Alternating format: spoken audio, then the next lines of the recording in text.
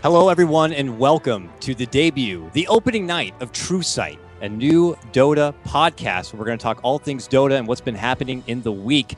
This is going to be presented to you by FountainDive.com, a new Dota website brought to you from the same people who created iHearthU.com, the popular Hearthstone website with all sorts of amazing content, podcasts, and top quality production value. Now, getting into the Dota 2 community, bringing all sorts of new fun content. Check it out right now. We got some great guides up for Kunkka, guides up for Shadow Shaman. We have a fantastic how to get into casting guide from our very own Greg, WhatIsHip TV, and Maut giving his own personal insight about TI4. Some awesome stuff to check out. But we're here and we're ready to do a Dota podcast, gentlemen. We got to start off with some introductions. I'm going to be your host for this episode. I am Dakota KOTLGuy Cox, but joining me, my ragtag group of handsome individuals today. We'll start out first with none other than Travis Maut. Mautnips bueno, muy bueno. How you doing tonight, sir? Thanks for coming along. I'm doing good. I like the added just kind of splash of flavor there. It's weird. You guys always call me Maut, so whenever everyone says like Travis or Bueno, it's just like, that's strange. It's That's interesting. Maut, right? Yeah, but I'm good. It's good to be here. Hold on. I had to do it. I'm sorry. Oh my God. Thanks for joining us. Also going to be with us on the panel is going to be the one and only Greg, WhatIsHip TV, also known as the Gurg Lord. I kissed a Gurg and I liked it. Yard, how you doing, buddy? Welcome to the podcast, and happy to have you by my side again. I'm doing good, man. Had a long day at work, and now I get to talk about Dota, so it's always the highlight, I think. It's easy. I like it a lot. But we got one special guest today. We're going to have a new special guest each week. But today, for our debut, got someone real special with us today. Hailing from the Virginia, D.C. region, a former Dota 1 player and Heroes of New Earth, now strong Dota 2 competitor. He's been all over the place on some of these crazy teams, including Blight USA, EG, Itzgosu, Quantic, Liquid, then onto North American Rejects, then sponsored by none other than Na'Vi and becoming Na'Vi US, or also known as Narvi.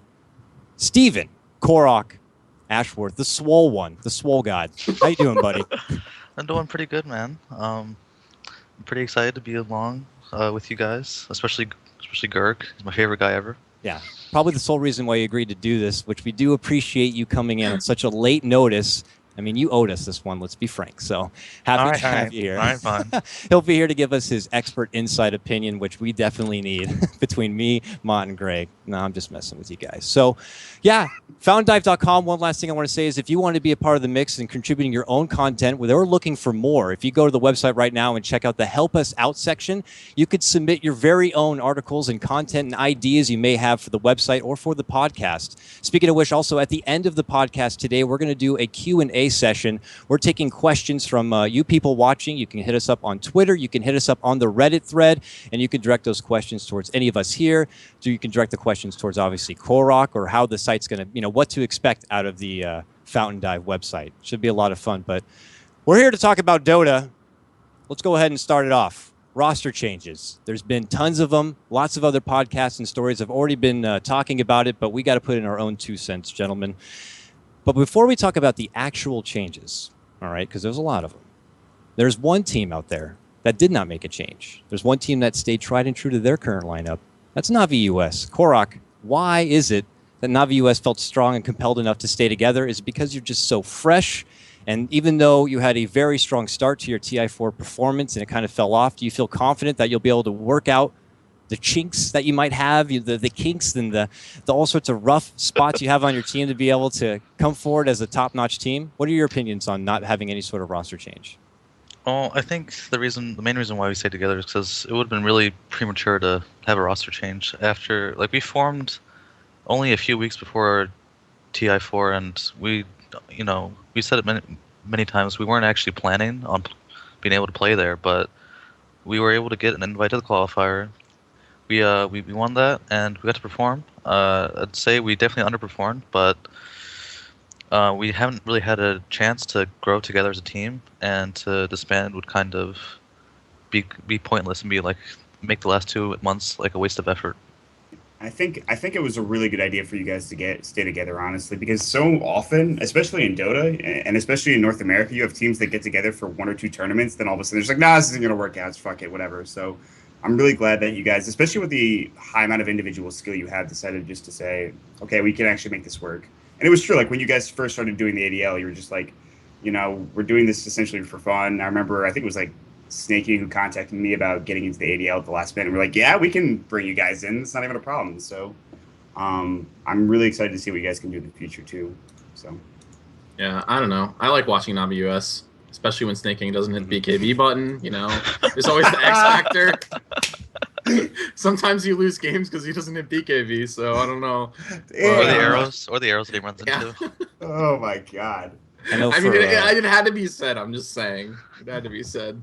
But no, I'm happy you guys are staying together, and it's fun watching you guys play. So yeah, we got to watch you guys and cast you guys play over in Seattle, and it was hard not to be too biased about you guys playing. But you took down some big names teams, and you showed a lot of promise. So we're hoping that you'll be able to come back even stronger and have a promising new season of Dota. So we'll be seeing plenty of you in the near future in some of these upcoming tournaments, which we'll be talking about later in the show. Now let's actually talk about some of the rosters that did change for some of these teams. And I think we need to talk about one of the biggest names in Dota at first, Navi. Now, Navi, they lost two of their more pristine players, Korok and Puppey, both leaving the team and now being replaced by Vanscore from Empire as well as FNG. Now, FNG is going to be filling in for the captain's role that Puppey was once in. Now I have to ask you gentlemen the question, and I'll lead it towards Greg first, is do you think FNG is going to have what it takes to fill the shoes of Puppey as a captain? And do you think they're going to be a promising Navi squad, or is this going to be a very rough period of time for them to become what they once were? I don't know. I mean, it's hard to say. I felt like for like the last year that Navi has like kind of been, left behind in this new kind of meta we had in Dota. It used to be you would always see Puppey's drafts and they were like amazing. Everyone was like, he has best drafting all the time.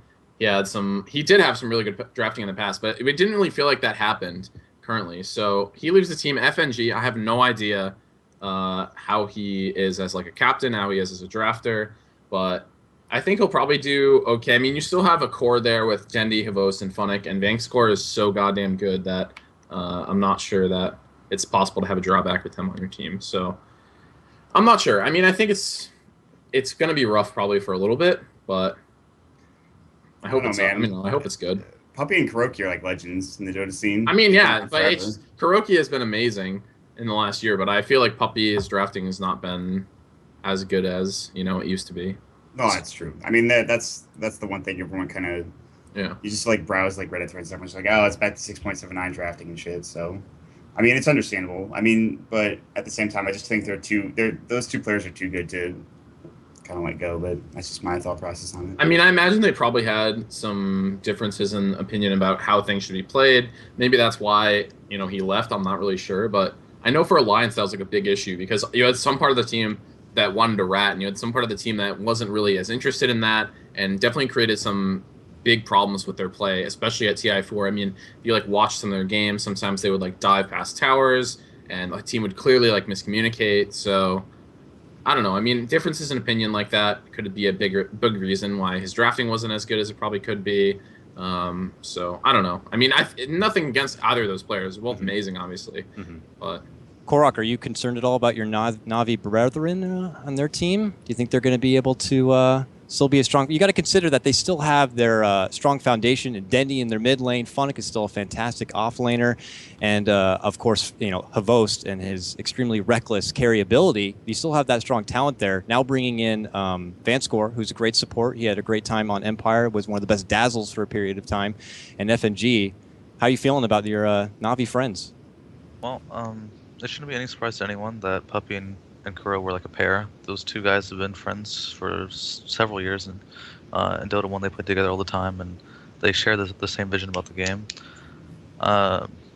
As said earlier, his drafting with the team didn't really mesh well with what they were doing, and there was a lot of they didn't seem organized at all. And well, picking up Vanscore and FNG. I think FNG has a lot of potential in him. It's, coming from his background, he always he was like I can tell when a player they really know what they're doing, and I got that feeling from him. And of course they pull let's take the best player from Empire, and they have Vanscore. So we'll see how they pan out. They actually did play a game recently in the Battlegrounds tournament where they ended up in the final going against Team Tinker, and they lost, spoiler alert, that series 3-1. So it was a pretty significant best of 5 in Team Tinker's favor. So we'll just see if this is them just trying to polish their newly formed team a bit and look to just kind of shake it all off as they progress down in their future games, because there's a lot to come.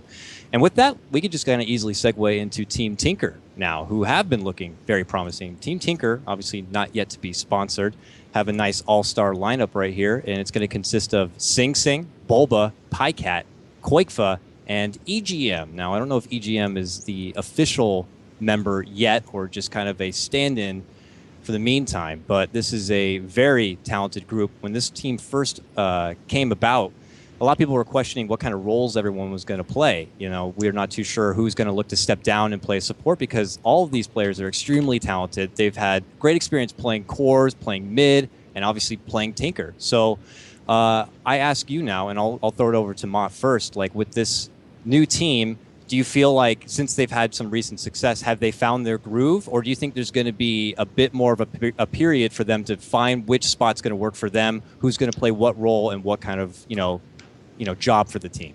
I think in the West, with the exception of EG and Navi US, I think everyone still has to find their groove for the most part. And I think Team Tinker are just on a better footing than Navi were in that series. And honestly, but you mentioned they are extraordinarily skilled. Everyone talks about Koikfa, very, very solid player, obviously one of the best out there. Bulba, his transition to support has been fantastic over the past couple of months, and it's really fun to watch him play. And even Sing Sing, honestly, a lot of people gave him a lot of flack after TI4. I think in terms of if everyone's still kind of getting settled and everyone's changing things around, for the teams that are still changing things around or new teams that are popping up, I think Team Tinker is like definitely right up there, if not the top. So I think it's going to be exciting to see how they play in the future. There's still a lot of games. I mean, we're really just getting started with the Dota 2 like official season. Like we had like a break after TI4, and now this is where it all begins again. It's like right now when Starladder starts up, when WEC, ESL, all of this stuff. So it's really difficult to tell at this point, but I think Team Tinker is going to be one of the better teams for sure. Okay, and I'll throw it over to Korok now. Some of these players have had a little experience playing together in the past. Do you think this is one of the teams where they might have just one kind of star player that might actually outshine the rest? A lot of people have been saying that Koikfa is the big kid on the block right now for their team, or do you think just their whole team and how talented they are will be able to be more unified? Kind of similar to how Alliance was at like TI3, where there wasn't really a particular standout, but just the team as a whole was so good. Well, I've always thought Koika was the best player on every team he's been on, and in this situation, it's a really tough call because all 5 of their players are pretty amazing at the game. Just based on roles, I'd definitely say in the early game you're gonna see Bulba making all the plays, and then of course if Koika gets enough space from that, then he will definitely go out of control. Absolutely. Yeah, So I definitely agree. I mean, every time you see a Koikva, it always seems like he puts on like a mechanical clinic. So if he gets space at all from like Bulba or any of those players, like he's just gonna go nuts. And that's kind of how it always been. And they've got really good support on that team to make it happen. You know, Sing Sing obviously can create space as well. So I'm interested to see how this team does, and I want to kind of figure out exactly how they settle down the roles. I was looking through some previous games and looks like they've been shifting a little bit, but as expected, Bulba's been sticking around on support, and I like watching that. So just don't give him Skyrath, like seriously. And you see like in every draft, it's like, oh, Skyrath's banned or picked or banned or picked. It's like, yeah, I mean, fucking puts on a clinic with that hero. Yeah, I mean, like it's just like we were making a joke about it. Bulba It's like every game. Support. It's like, hey, Dakota, you think they're gonna pick Skyrath this game? It's like, well, I don't know. It's like probably the sun shine every day. Like, of course they're going to pick that hero. It's ridiculous. But with a team like this and all these players who are so strong and already each have their own big signature heroes, you're talking like a Sing Sing Mirana, you're talking like Koikfa's, Tinker or ES, and Bulba, like you said, is Skyrath. That's a lot of bans you have to account for. So you don't have that many. You're going to be leaving some of these prime heroes out for them to grab, and they'll just be able to take advantage of that. So they're a powerhouse team to definitely look out for. Before we step off from them, though, obviously they're unsponsored. Guys, do you have any theories on what sponsor might be looking to kind of pick up Team Tinker? We know there's a few of them out there that have yet to claim a team. Any thoughts there, Greg, maybe? sponsorships for this particular side? Maybe something new and fresh, something with I mean, porn. No, oh god. I don't think a lot of people have said they don't think that YouPorn is going to sponsor Team Tinker, and it doesn't really make sense because the biggest problem with YouPorn sponsoring anyone is like even simple things like streaming on Twitch become like a huge problem. Yeah. Like one of the things when you sign like a contract on Twitch is there's no links to like porn on any of your things. Well, I mean, you might not have a link for YouPorn, but I'm pretty sure having a giant YouPorn logo on your overlay. Yeah, Well, it's probably not great. I don't want to jump on too far into this YouPorn.com. because I actually was going to be bringing this up at a later point, but it's definitely something we'll be talking about because there's all that stigma, just even having porn involved with your team and where esports is and how tournaments are going to be taking it seriously or not. So we'll be able to have an opportunity to talk about it for sure. Well, we'll get along that. But the other thing we've been seeing a lot is that people think that Team Liquid's going to be with Team Tinker, and because there's not much left of Team Liquid. Yeah, I mean, Team Liquid's sort of fallen apart. Some of the players are on it, but one player, I think, technically. Oh yeah, that's true. TC. Yeah, it's like the lone Liquid leader. The lone remainer. Well, but TC is on SNA, so yeah. I don't know. Oh, that's the other thing. Yeah, he's been standing. Yeah, I mean, I just don't see it. Like everyone left Team Liquid for a reason, and it'd be really weird to see the players go right back to the same organization. Like, they parted ways with the organization for a reason. All right, fair enough. So let's go ahead and move on to the next team here. Fnatic, this is a team that's had a long history. They were together for a long time, and one of their perks was just their team chemistry and how long they've worked together. But Fnatic now is not going to be anywhere near the team they once were. Pretty much the only standing members is going to be what looks like Trixie and Hani, and they're going to be bringing in some new members. We've been excited about some of the names on this squad. Looks like we got Boogie as well as Matumbaman. Matumbaman? I feel terrible for saying this name wrong. No, I think you got it right. I think that's it. Matumbaman. We've heard that he is a former, Han player in making his way in. Obviously, most of Fnatic were former, Han players. So, there's no denying that they will have a great amount of skill coming into the game. But as far as how they're going to perform is going to remain a question because we have yet to see them actually all work together. So it's something to look out for. I mean, Maut, do you think this is a team that already has a long history of being hot and cold? I mean, is this just going to be a whole new Fnatic team? I mean, what are we going to be expecting from this kind of a lineup?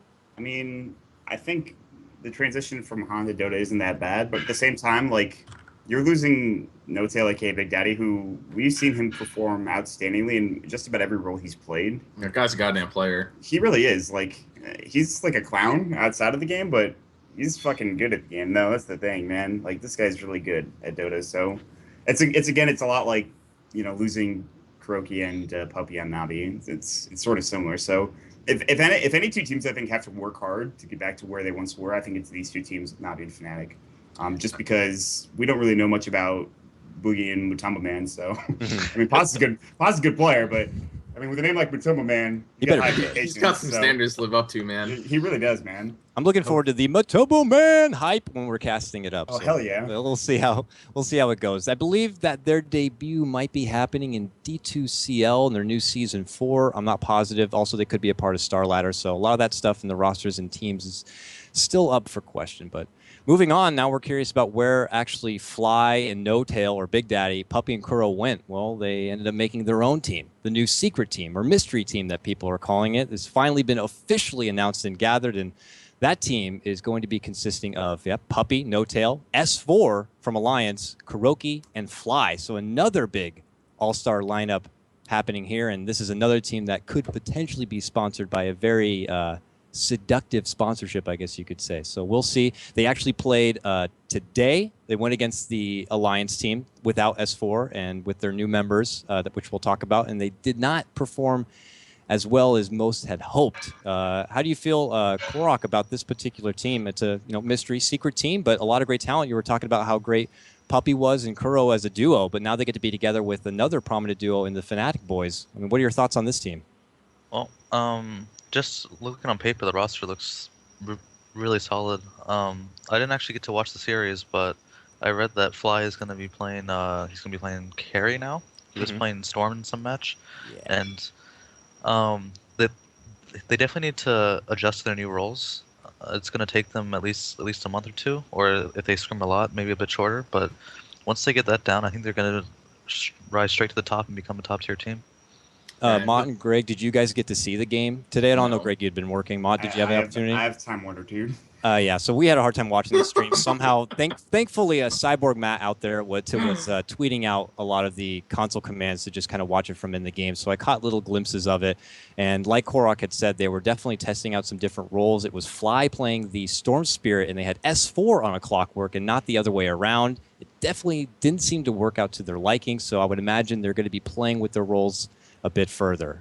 Yeah, I mean, there's probably going to be some role swapping, right? When a team's this new, you're going to try a lot of things, figure out exactly what's going to work, especially when you kind of like bring all these great talents together. I think they'll figure out something. A freaking all-star team, man. Like, Yeah, look at so this much team: talent. Puppy, No-Tail, S4, Kuroki, and Fly. That's a fucking team. And the weakest player on your team is theoretically Fly. I think you're doing all right for You're yourself. doing all right. I don't even know if he's the weakest player. Like, how do you judge that? Like, Yeah. what measurement? That's the question, though. Is a lot of these players are really talented, but when you have all that talent together, like some are going to have to take it back a bit. They got to play support. They got to play a lot more selfless. They can't maybe be in the limelight like they once were. So we'll see how it works out for them. Obviously, we've seen firsthand a lot of these players are pretty buddy-buddy, so I would imagine they're going to have some solid chemistry coming out right out of the gate. So we'll look forward to seeing more of this secret team and what ends up being their real team name or / sponsor as the days do go on. But moving on, next team, Cloud9. Cloud9 had a very strong TI4 performance, I'd say. They made it onto the main stage and did relatively well, ultimately falling a little bit short, but they suffered a bit of a loss. They lost Sing Sing, their very outlandish mid lane player who is joined over as far as Team Tinker like we talked about, but I did take a moment to watch over Owie's vlog. I don't know if you gentlemen saw it, but he got a moment to talk about his particular roster and how he felt about it. He had times during TI4 to talk with Fata, and he knows his team is already pretty familiar with him. They feel comfortable. They feel like he has a lot of great ideas to add to the game, to add to their team, as he's going to be playing the captain for their draft and calling the shots in the game. And Owie feels pretty confident that they're going to be able to succeed with him, and looking forward to performing very highly in some of the lands, especially to come. Now, they did play recently against VP and their new roster, and they got stomped. I don't know if you saw it. I think it was today. It's been a long day. Turned the stream on, and I saw like it was like 30 kills, like 10 or something like that. I'm like, this game's over. It was a stomp. It was really rough. So, I mean, Korok, no more Sing Sing there to take up the mid lane, and you've had some experience playing against Fata. Do you think that their new team thrown together is going to be something that could look to work? I mean, they're still keeping Owie in his support role, and everyone considers him as one of the smartest supports there is out there. Do you think this is still a powerhouse team? I don't think trading Fodder for Sing Sing is a blow to them. I mean, they're both really good. I think the way they play is pretty different. Fodder loves to build team items like mech on every single hero he plays. Every single hero. So that's a bit different from Sing Sing, who I see a lot of his like Ember Spirit and his Potom, but yeah, I think I agree with you. I mean, I think you look at what Cloud9 maybe was missing was sometimes they would get like rolled in the beginning of the game and just like lose. And I think Fata can definitely help them with that, with the way he plays mid lane. I mean, it's a much different hero pool, obviously, as well. I mean, Troll is like, he's like the only person that plays that hero, so I don't know. I think it's okay. Mott, any last thoughts on Cloud9? I think they need more time. I think today's results don't necessarily, they're not, again, the first week is not a good indication of how the team is going to do. Mm-hmm. I feel that way for every team. And I think Fata's too skilled to let that team, become not as good as they were at TI4. I think they'll probably escalate to the next level just because everyone is so intelligent. You talk to somebody like AUI or you talk to somebody like EE at an event, and it's clear how much time and effort they put into the game and how much they know about the game in general. And I think Fata follows that same line. And he's just also very individually skilled. He's also, from what I understand, like, I don't know if this is the general feeling about him, but he was a nice person when I talked to him at TI4, so it's just generally he nice rages. guy. I've heard he does. That's what I have heard. Well, there's a lot of people that rage. With big passion comes big rage, and a lot of these guys are really into their Dota. They love it. They're way into it. We know Eternal Envy, obviously. Aoi cares about the game a much, and he says the same thing about Fata. So with that big emotion, you're going to have big highs and you're going to have big lows. So hopefully after their rough game today, they're going to look to bounce back and just work through it. We've been saying pretty much for the most of these teams have had big changes. So we'll expect a lot coming from Cloud9 as they continue on. But our next team, a team that us in particular, we've got to be a lot, very familiar with here. It's Team EG. This one's not a crazy big change. They had already made an announcement just shortly after TI4 that Mason was going to be stepping out from the team. His future with competitive gaming is still kind of questionable. He hasn't been a part of any new group yet, or even standing in. He's still been playing a little here and there, nothing too serious. So we'll see where he ends up. But coming back into his place is none other than Mr. Old Man Fia. Old Man Fia is back behind the keyboard, and he's going to be playing the carry role for EG once again. So now we have to ask the question, is EG going to be able to reach the same success they were once at with Mason? I mean, a third-place performance is very, very good, especially for a North American team at TI. Are they going to be able to reach that same level or even go further with Fear? Greg, I'll start with you first. I don't know. I mean, I think it's fine.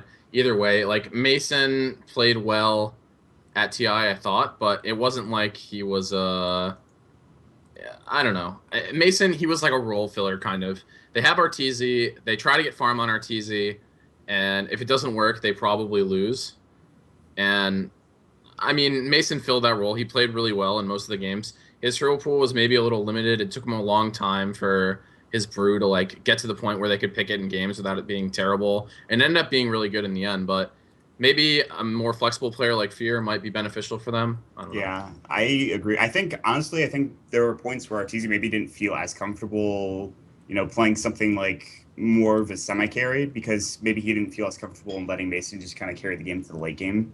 Which, I mean, Mason did a couple of times. He played really good. I mean, yeah, his storm was fucking unreal when he had I just remember that one game when he had like 1 million Bloodstone charges and went super ham. But the thing is also, like, to ask the question, do you think EG would be how are they going to perform after Mason departing? Like, I mean, it's Fear. We're talking about one of the best players, I think, in Dota. I remember at the end of sort of the end of Fear's recent times when he was right before he got injured, he was kind of switching, so he played what they played with Mason more. So I don't know. I think it's been fine. I mean, the joke we had at TI was that EG has a 1, 3 threes, and a 6, and the fucking 1 is Arteezy. So, I mean, we'll find out, I guess. And it's a big question to ask right here, but Fear, they call him Old Man for a reason, I guess, in the competitive gaming scene. He's getting a little up there as far as age and being in your prime, as far as maybe your hand-eye coordination, how quick you want to go. We got some young bucks coming in, guys. You got like Zai and Excalibur. These are young kids that are playing Tinkers and Meepos like crazy, and the question is remaining. Fear, is he going to be able to keep it up? Now, don't get me wrong. Fear has Listen, you're not letting me finish. Now, don't get me wrong. Fear has other aspects to his game that are much more valuable. A wealth of experience. He knows what it's like to be under pressure, to be in these scenarios, and he can be level-headed and cool and make great decisions. We saw him coaching the EG squad in Seattle, and they made some great decisions after what looked like rough starts to some series. So I'll ask Korok, who's also a longtime Dota player, but more youthful. Do you think Fear is, he's still got it? He's going to be in the game for a long time? We got to throw it out there. Well, Fear is probably, along with Merlini and Demon, probably one of the only players that were successful in North America in Dota 1, and he's been able to keep on staying at the top for all these years.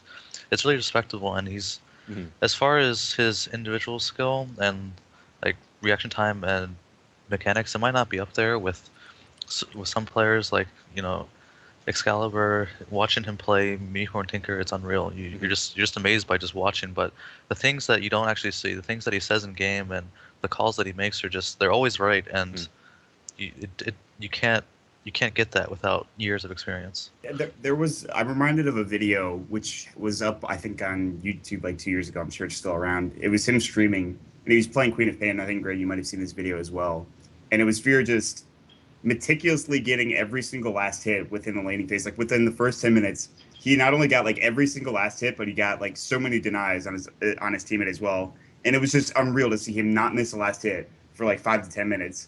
And just like seeing that was just like, this guy's fucking amazing. So I think that I agree with Steven. Like, he's not one of those guys that maybe has the flashy mechanical skills, but he's somebody that knows the game inside and out. Maybe can't quote some of the like more like mathematical sides of the game, like say maybe AY or EE can, but he has the inherent knowledge of the game that's ridiculous. So. I agree. I think it turns out that, like, his game knowledge is just extremely top notch. So I'm on board with that, and I'm getting flamed by Charlie here, but he answered my question anyway. So apparently, Fear and Zai are going to be swapping roles. I don't know, occasionally.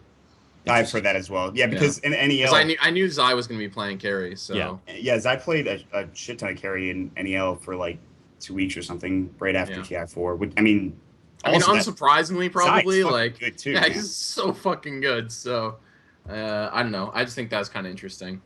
Yeah, big fan of Zai. Big, Shout out to Charlie. I found the video.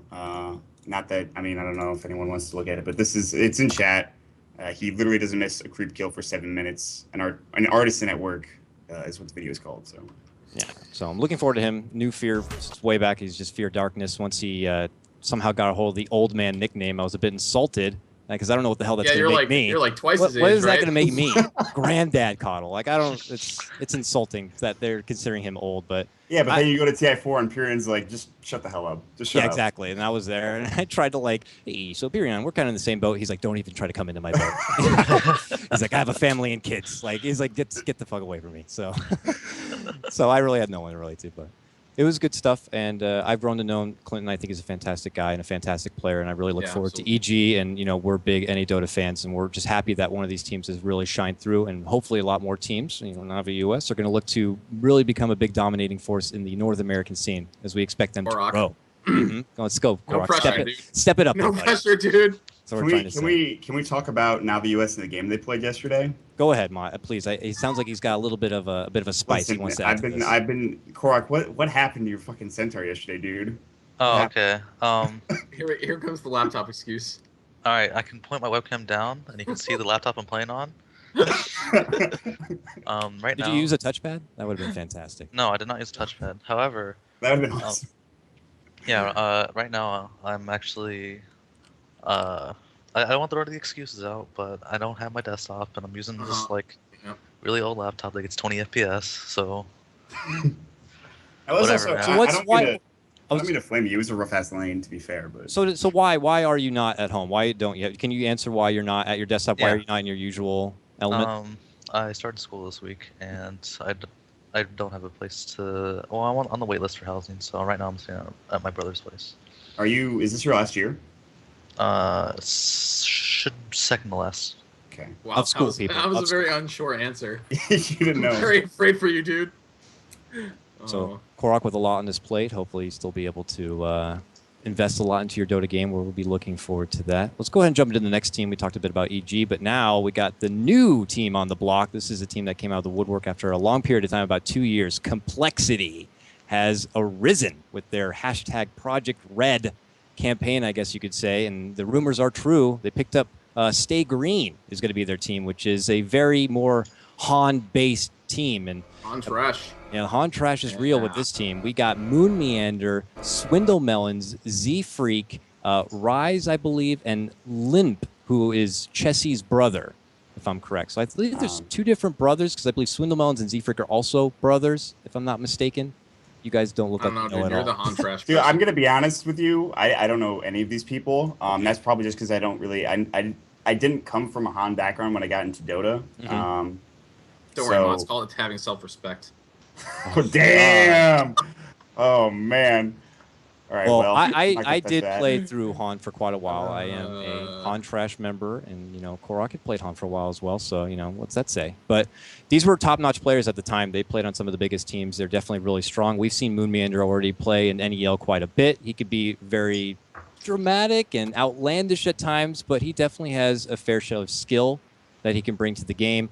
I'm sure the same can go for some of the other members. There's a lot of controversy behind some of them, so it's a spicy team, I guess you could say overall. I'm really curious to see because, a lot of people are going to be counting him out, considering him as Han Trash, even though a lot of other former, well-known Dota 2 players had come from a Han background. So, Korok, did you have any thoughts about this team? Did you even play against any of these members while you were playing Han? Yes, I played against all of them, and well. They've got the individual skill. They just need to get the teamwork down, and they need to adjust to the meta. That's really the biggest thing, because these players are all, they're all really good. They played at the top level in Han, and to be fair, at the top level of Han, it was extremely competitive. People people talk down about the game, but the amount of mechanical skill you need in that, everything was a lot faster, and Yeah. it was definitely it's a lot to respect if you were at the top there. So you could say that a lot of the Han skills you had, were they pretty beneficial to when you made the changeover to Dota 2? Well, when Like, was it like a big culture shock? Like you came into Dota and it felt really like molasses and slow, and you're kind of like, ooh, this is a really different change of pace than the kind of more fast-paced game I'm used to. Yeah, I mean, when I first started playing Han, I was like shocked by how fast it was and how everything just casted instantly. And well, I go back to Dota 2. I'm like, okay, this is reminding me about a lot about Warcraft 3. You know, I can actually there are a lot of mechanics that I need to relearn. And well, that only took me a few months to adjust. But the biggest part for these guys is it's going to be working as a team. All right, well, we'll see how they work together. I have a question. Does anyone know who the captain of that team is? Is Moon Meander the captain? Because his speeches are so goddamn inspirational. I would follow that guy into a war zone. I want to say Swindle Melons. I am the goddamn Tenderloin. I think it is Swindle Melons. I'm the captain. It is. I remember looking at the Well, Complexity website today with Swindle Melons. I mean, I guess he's not. I guess he's the Tenderloin now. You can still deliver passionate speeches. You don't have to be the captain That's to true. do that. I guess that's true. But God, I love those speeches. I mean, I can give you a passionate speech when we play in the Staff Cup this weekend if you want me to. I'm pretty good at that, I think. So nice. All right, well, we're gonna go ahead and just truck through some more of these roster changes, so we're not going to be stuck on them too long. Empire obviously had a recent change; they lost Vanscore, but they gained Solo now. So we'll see how that benefits for them. Solo being the big gyro ethereal blade player, didn't work out so well for him. But next Alliance, I think, is going to be finishing out our Western scene roster changes. We saw them perform today. They brought in Misery from Mouse Sports, of course, and Chessie, who's also a former Han player. And Chessie's also going to be their new captain. And we saw them go today against their mystery team, the Puppy Korok Big Daddy Fly team. And they did a really great job. Fantastic job. They beat them apart. Chessie was on the Viper. Loda did a great job with the Marana. Just really took it to them. Alliance, of course, at TI4, very underwhelming performance from them. What do you feel, Maut, with this new lineup? Is it going to be a bit of a rejuvenation for them, that they're going to be able to come back to their old ways of their TI3 championship, or is it going to be in more rough periods to work through? I don't know. Again, it's too early to say, but I think today was a really good start for them. I think they went 2-0 in Star Series Europe, and I think some of the drafts that Chessie had were pretty solid. So I think it's a good sign at the very least. That's kind of just like a cop-out answer, but I think it's dude, that was the most fluff answer I've ever heard. Holy all right, fuck off. All right. Yeah, I agree, though. It's hard to go into too much detail because some of these teams have only played one time, and that's just one game. They could just have a hard time against that one other particular team. Let me just say this. I really hope and it wins them games, but I hate watching, and I think everybody hates watching the rat style of Dota. That's not going anywhere, buddy. I know it's like not going anywhere, but I can hope that it goes somewhere. Which is what I was saying about there's people who like to play rat. Guess what their names are? They start with Loda and Admiral Bulldog. I just hate that shit, man. It's not. I don't think that's leaving. Yeah, well, if it gets you a win and it gets you the money, can't really hate on it too much, I suppose. But we got to travel, gentlemen. Let's get on our planes. We're going to go over to the Eastern scene now and see some of their changes. They've had quite a few of their own. One, a new team formed together, Team OB, which consists of Zhao, Long DD, and Didi, so the Didi brothers back together. YYF and 820 are now under the OB name, and they are part of the I-League qualifier. And, well, the purpose of this team is not determined yet. We don't know if this is going to be a series team. We don't know if this is for fun or if they just want to play Dota. It's the next NA Rejects is what it is. Exactly. So that's what I'm thinking. Joe, 820 is getting back into it. I guess they don't. There are some really good players on the team, though. Like, wow, supposedly it's like a joke team, but I'm sure they'll be good. If I'm excited to see random people. Again. If they get a lot of wins and they get picked up, then yeah, obviously I would imagine they would continue on forward with that kind of a team. 820 was casting, wasn't he? I know Joe definitely was casting for a while, but 820 yes. I think casted for a while too. Okay. Yeah, he was casting. Okay, cool. Yeah, I'm excited. I'm excited for that team. All right, next team up to the plate, none other than our TI4 winners, Newbie. Did recently lose the big honcho, the director, Zhao Wade, has stepped out from playing Dota for now, I would assume. I imagine he'll still be involved in the esports scene somehow, but stepped away from playing now after getting that big victory, and now they put that prize pool money right to work, and they picked up Rabbit, Zhao Tuji from LGD for $130,000 in US. We've made it, boys. That's for Now the we're at- that's the transfer fee, right? I don't know. That's That's ridiculous. just the transfer fee. Yeah, that was the fee they paid to get him to newbie from LGD. That's unreal. I mean, to be fair, they have like a couple. They have a little money laying around. I Just a mean- little bit of money. Still, I mean, that's just like a huge number for. Now, do you guys think this is money well spent? Now, a lot of people are saying Yeah, that Rabbit's Rabbit is fucking one great. of the best, He's if good. not the best players Yeah. out of the Chinese scene. So I'm really looking definitely forward. agree. He had I almost think he's really good. yeah, most people considered him as almost the reason the LGT got as far as they did, being like a true like carry. But now imagine him with the backing of newbie. It's going to get out of control. Some of these teams already are very big powerhouse teams. I'm really excited to see how they're going to work out. FY and Fenrir plus that team, or Yeah. no, not FY. No, rather not. Wrong team, bro. Wrong team. Sancheng and Banana. Sorry. Yeah, Luo I got Ferrari. Oh no, sorry. Now I'm looking at the wrong team. I got all Oh, screwed God. up. Goodness. How It's a Moo, disaster. Rabbit. I got all the notes like right here in front of me. How Moo, Rabbit, Banana, and Sansheng. So Oh boy. the Rabbit Banana group. Yeah. I think- I don't know. This team's gonna be. I mean, they just won TI and they swapped out one player for another really good player. You could maybe make the argument that losing Zhao 8 is a bigger detriment than getting like any player because of his experience in shot calling and drafting and. But Rabbit is a hell of a player, so I'm sure they'll still be good. Korok, any thoughts on the former champions and their new roster lineup bringing in Rabbit? I think it's gonna be an upgrade. I think Rabbit being that amazing is gonna make a big difference. I have a lot of respect for Shao 8. I mean, I even got to play against him at a Chinese LAN when I was in Liquid, and I got to see like, okay, all right, this guy's really good. But from what I've seen from Rabbit, I'd definitely be afraid newbie. Like this change is not hurt them at all. All right, I'm real excited to see how their new acquired player is going to work out with their already very promising lineup. Next team up, IG, Luo, Ferrari 430, June, Chuan, and Chizbug is going to be their new lineup.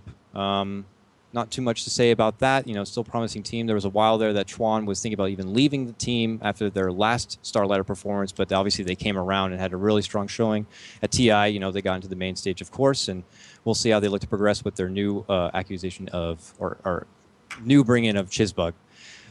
Next team, and we talked a bit about the changes for LGD. So their new squad now, they've acquired Sylar from VG Gaming, their big carry player, Yao, Inflame, MMY from Team DK, but they also have listed Faith, DDC, and Lin and in July. So a 7-man roster. It's yet to be determined who's kind of filling what role and who the final 5 are. I don't know if you guys have seen who the final 5 are, but that's just who is listed under the roster for now. So still a pretty solid team. You're getting in the Sylar, who obviously has a wealth of experience and a fantastic way of playing carry, and some of the other, LGD members who perform well, and you're also getting MMY, a very experienced player. So what do you think for LGD? A little better, a little worse, Mott? Come on.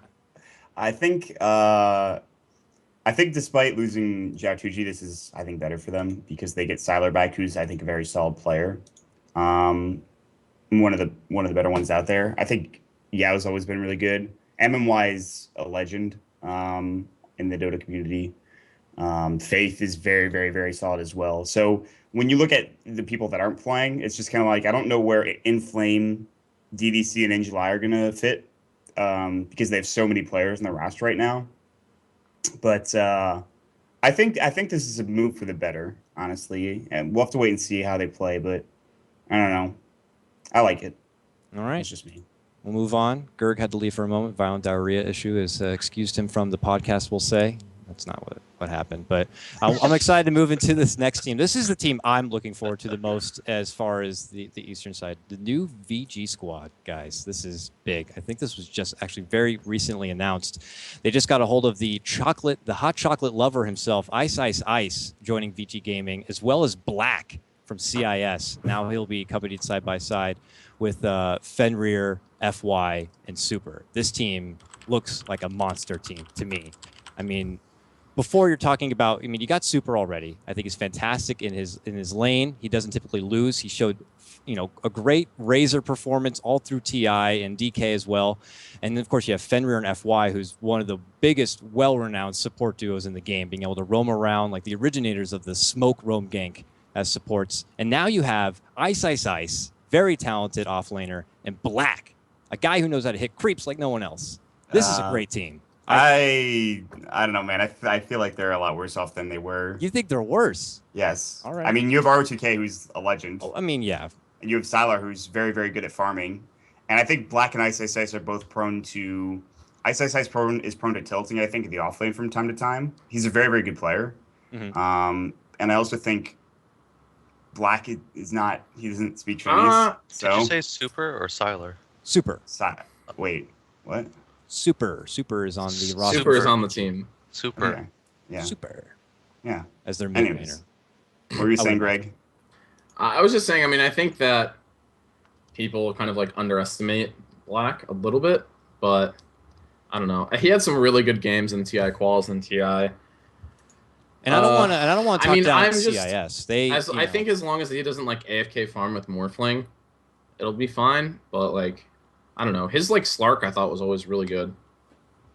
I feel like Black can be a powerhouse carry if he's given the space to get that farm. He had issues before under CIS with some of the team he was with being able to create space for him, but now he's going to be behind, Fenrir and FY, who are some of the best at creating early game pressure and drawing attention elsewhere. And then meanwhile, if you have a lingering Morphling building up a lot of farm, and then he makes his showcase later, I mean, it could be big problems. But I would also imagine this team is going to have a bit of a rough period trying to work out these new roles and being used to having a team like this and this different kind of a structure. And before we move on, I mean, Korok, what do you think about this team? Is this one of the teams to be looking out for in the East scene, or do you still think like Newbie is going to be the big one? Well, as with every team, I gotta say, for VG, I really got to see it once they play, because this is one of the ones that I'm more skeptical of. I have a lot of respect for Ice and Black, but whether or not they can mesh with the other guys, I'm sure Ice will have an easy time but just through language issues, and Black is a very unique playstyle, and I'm not sure if he'll adapt or the team will have to adapt to him. So we'll see on working out for Team Fiji, and that's going to conclude most of our roster talk. I know we had a lot of it to discuss. It's been a long, girthy couple of weeks in roster changes, people. But is there any other roster notes, guys, that I might have missed that you wanted to bring up? This is your last chance. No? DK disbanded altogether. Well, and with a lot of the teams leaving, they've kind of fizzled out. And that's also leaving a few questions because they've actually been already auto-invited to like a tournament. Apparently, I think I have it later in the notes to talk about, but I'm sure that could be a replacement, or who knows? DK could come out of the woodwork with their own special team. But for now, DK is not going to be what they once were. So with that said, and now talking about all those teams, we'll go through one by one, gentlemen. If you had to pick a team right now, and let's say we're going right into TI5 with all these teams, and these are their final rosters. You got your freaking compendium up, and you got to pick your favorite team. Who would you pick? And a little bit about why you think you would pick that. Maut, we'll start with you. Can I pick two? Am I allowed to pick two? Fine, Maut. No. Pick two. All right, well then I'm just pick one of mine. Sorry, Steven. I'm picking EG. Damn it, Maut! No, pick the other one. All right, well then I'll pick NavUS because you. My thought process is the team that stays together the longest has the best shot, which wasn't necessarily true of a team like Fnatic, but I think with the amount of individual skill on both teams, it's going to be very difficult for any team to overcome. And when I saw them play yesterday as well, they pretty much just shit on the other two teams that they were playing. Not that those two teams were top tier talent. I mean, you're talking about CNB and you're talking about Shadows of the Past. Are you saying that CNB and Shadows of the Past are not top tier talent? Yeah, I am saying that. I'm actually saying that absolutely. Not to I love those guys on Shadows of the Past that were playing yesterday, but if you're looking in comparison, that's a top 3 TI winner versus a team that didn't qualify, or a group of players that are individually very solid and they're really good in terms of North American players. I don't know. I guess I don't know. That's just how I feel. I'd have to pick EG, just because. I mean, players. Well, just because. So, I mean, I look at the players on this roster, and this whole team is just unreal. Fear, Artor, Universe, I, and PPD. is I don't know. That's one of my not completely because it doesn't have Steven on it, but that's almost my NA dream team. Korok, you can't pick your own team. Sorry. Who are you gonna pick?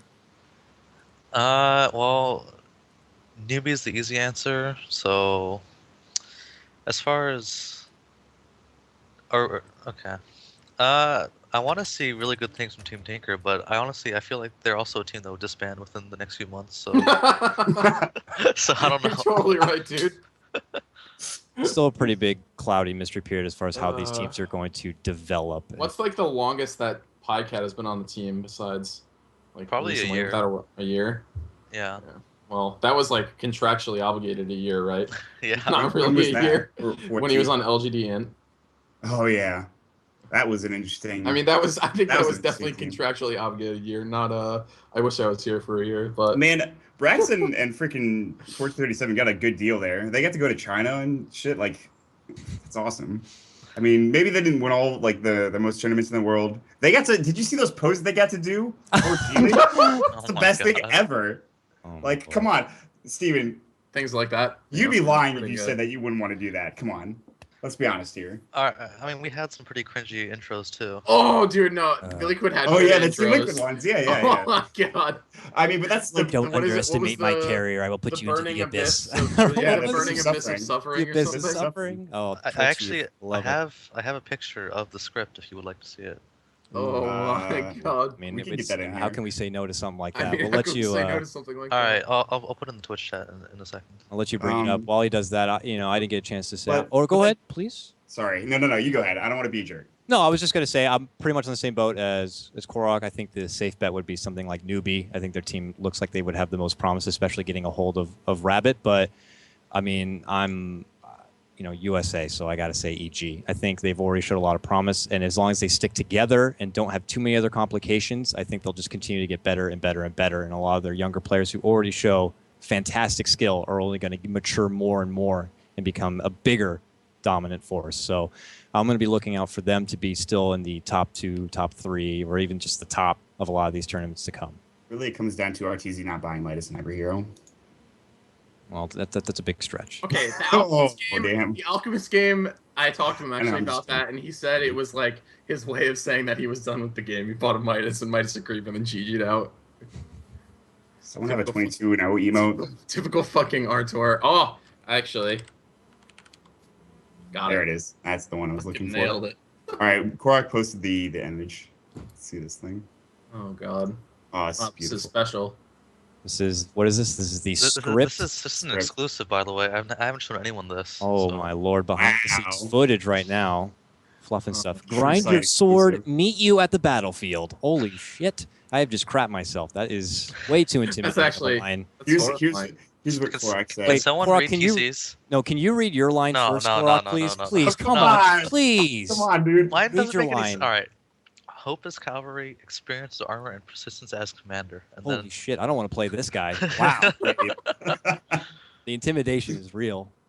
Greg, can you read TCs, please? Yes, Greg. Don't With underestimate. confidence, please. I don't know if I can say this with confidence. Don't underestimate my carry, or you'll be carried into the abyss of suffering. That's good stuff right there. Rage best thing. nature. Is that like how he's supposed to be like reading it? God. Rage in a rage nature, and then it says Bulba has to read it in a brave. I don't know. This is fantastic. Thank you so much, Korok, for Thank you Yeah. for this link. sharing this moment I hope with this is us. up on the stream right It now. is. Yeah, it is. Excellent. Thank you, Fantastic. Simon. That's amazing. Great stuff. All right, so let's venture finally away from all the roster and team talk, and let's talk about a little bit about the tournaments that are coming up and already happening. We'll lead out the front with WEC. Now, WEC unfortunately had to announce that the European and American qualifiers are going to be canceled due to unstable teams and unknown roster changes. So they're just going to go with the auto invite of EG, Cloud9, and the mystery team directly to the LAN. Before we progress with more of that, unfortunately for teams like Navi US, you're not going to get the opportunity. Korok, were you upset when you heard the news that you're not even going to have a shot to even go for WC? Did you even feel like you were ready? Like anything go through your mind at that point? I mean, you look at the teams they invited, and they all deserve. I mean, except for this mystery team, because they haven't played anything yet. But if they're going based off I could definitely see EG and Cloud9 as solid invites, and I'm sure this mystery team. I mean, is that what we're gonna call them? I guess. What else Alright. are we gonna call him? They said Yeah. Secret Team was like the name they went under when they played today. So I mean, yeah, and the secret team they have the established players, so it makes sense. I'm not upset about it. okay, so we'll see how they go. Newbie, of course, got their direct invite to the LAN, being the TI4 champions. Titan had qualified; they won through the C qualifier, and there'll be 3 more Chinese teams to be decided through their own personal qualifier. And of course, those LANs are going to be happening the 5th through the 7th of September. And I would imagine, hopefully, they're probably putting up some information about the actual event itself. Moving on, we go into the excellent Moscow Cup, which is going to feature a lot of the prominent, Ukrainian and Western teams. We got Power Rangers, Empire, MYM, Tinker, Denial, Fnatic, Moscow 5, Virtus Pro, NVMI, Relax, Navi, and a mystery team once more for $60,000. The LAN finals are going to be happening at the Forum Hall in Moscow. A best-of-2 round-robin group stage going to be happening there. And the Chinese are going to have the Chinese qualifier is going to have a double elimination between 4 teams. So another great tournament that's going to be featuring a bit of multiple regions, so we get to see better quality Dota and more of these new teams play. Gentlemen, any input about the Moscow Cup coming up, or are you just happy to see more tournaments coming into the mix now since, TI? I mean, we've only just started the new Dota season, and there's already and as we go through this, there is just tournament. Yeah, look at this. Yeah. Jesus. Yeah, it's ridiculous. I mean, us over at High Ground TV, shameless plug, highground.tv to check out all your casting needs over there and content.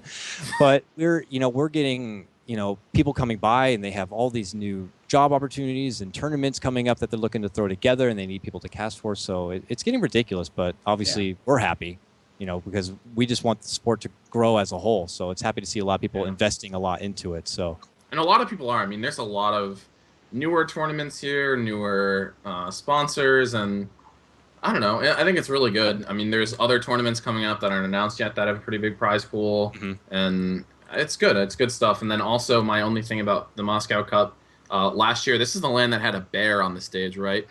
No, that was Tech Labs. Oh, God damn it. That was All Tech right. Labs. Well, anyway, Pimp Muckle is casting this, so Yes. shout out to Pimp Muckle. That's shout out to great. Pit Muckle, fantastic caster. He's going to be leading the front. On Hitbox. Yes. Hitbox.sellout. Box Nice. TV. Go over there. But also, this is kind of what we need for North America. Is like something like the excellent Smaller Moscow Cup. lands, yeah. But the thing is, just like lands in general, yeah, absolutely. Because I we're agree. really missing out on them. The only lands that really happen are like the Western International. Challenges or the Summits or even, like TIs. So we need these type of land events. So if you're an American investor, Dota's blowing up right now. Yeah, I trust mean, me. my information's somewhere around here where you can contact us. In this general vicinity. Also, it's crazy to note, after TI3, a lot of the tournaments were or even before TI3, it was just prize pool wise, 50K was considered a lot when you think about it. And now it's kind of if you don't have 50K is, if you don't have 50K, enough. it's you're not going to get any good teams. No. It's Yeah, you're not going to I get just the top remember teams. when I see a tournament and it was like, oh my god, 5K prize pool. We're rich. 5K Wow. hype, boys. They used to hand out DiGiorno pizzas for the winners. That was just yeah. dinner, and we were happy. Like Free when- subs. I'd be playing those 2-month-long online tournaments for $500 for first place, and I You're thought just that was a lot. why? And then Yeah. now you look at it, it's like, holy crap. Because, you guys won ADL season 1 that was 10K prize pool, I think. You're probably what do we do with all this money right now? I don't understand. We're rich. So, as a player, what do you think about increasing prize pools and the flow of new talent?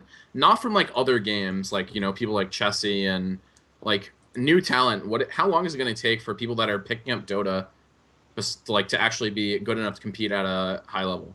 You understand what I'm asking? Sorry if that question sucks. What skill level are they going to start at? Are they just new, or are they? Let's just, they've they're casual. They used to play casual MOBA or something. I don't know. Enough to gain an understanding of the game, but not at any high level. If they have a good, if they know how to improve, and they have someone to, even a coach or a mentor, then I'd say as little as 6 months. Really? Yes. But Okay. this is because I some players I remember they just all I knew them whether it's they were NEL players or all they did was play in-house leagues, and then they come out and then a few months later they're playing competitive and they're on the top. It's well, okay, where'd you come from? That's All right. good. Well, I that's welcome interesting. more That's competition. shorter than I thought it was. Yeah, no, I mean I think it's great, and with money increasing like this, I feel like you have to think it's going to happen. So Yeah, definitely excited, especially in the North American scene. I want it to grow a lot more. So looking forward to that. Progressing on, another tournament. No surprise, Star Ladder back, Season 10 or Season X, if you will. Jesus. Even expanding further now and involving the C region as one of the divisions. And for Europe, it's going to be 16 teams invited, or 16 teams of a round robin. Top 4 are going to go to the LAN. For China, they have 8 teams round robin into a double elimination, and the top 2 are going to go to the LAN. For America, it's 8 teams round robin, double elimination, 1 to the LAN. And for C, it's 12 teams round robin, 1 team also going to the LAN. And the only result that's happened thus far, it looks like NVMI won the European qualifiers. So no surprises. Star Ladder is going to be a big deal. There's going to be lots of money still involved. They're still going to have the community and a portion of the funds from the ticket sales going into the pool. Last season, it was what, like 200? 280, I think. 280,000. Big Cool. money. Some consider Star Ladder the next biggest tournament next to the International, just for how much it's been growing and getting big. And this year they have a fantastic looking tiny set.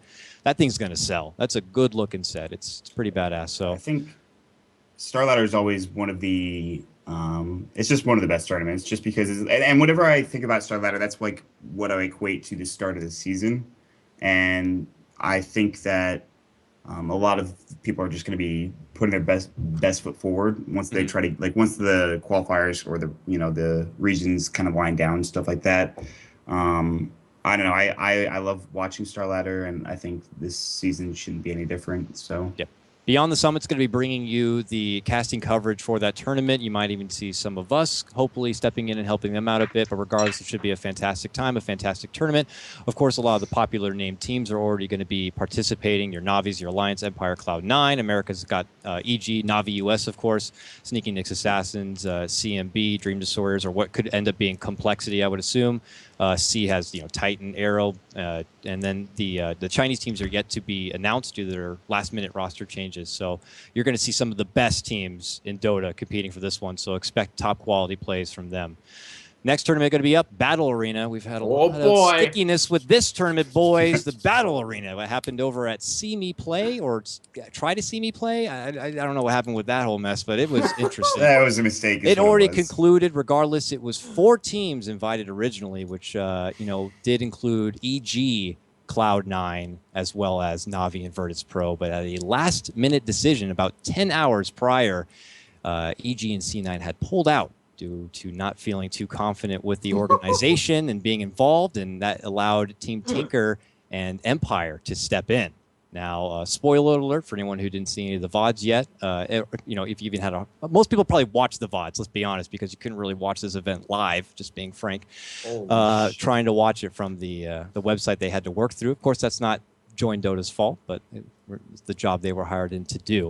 It was $15,000 of prize pool, and the winner of that was Team Tinker. So I'm sure they're pretty thankful for the dropout as they got to move in and take the first place. So I wanted to save some of this talk for our juicy gossip and rumor, but guys, I'll let you have at it here. Did you get the opportunity to even attempt to watch this tournament? I mean, there was a lot of great plays if you could see them, and I went back and, of course, and watched the VODs, but did you have any impressions about the tournament, Greg?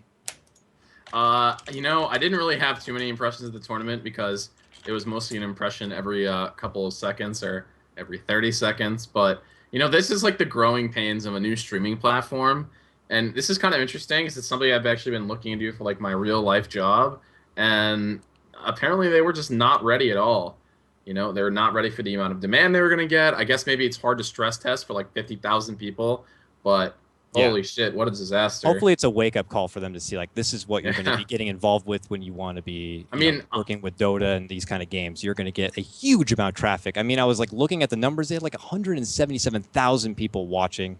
Well, that explains it. It seemed to work. Apparently it was working real nicely in like Russia, but when we were trying to watch it, it was a shit show, to say the least. But Join Dota was right there to get the VODs up immediately. So they did a fantastic job getting up some high quality VODs right after the tournament ended. Hey, Korok, did you see any of this Battle Arena?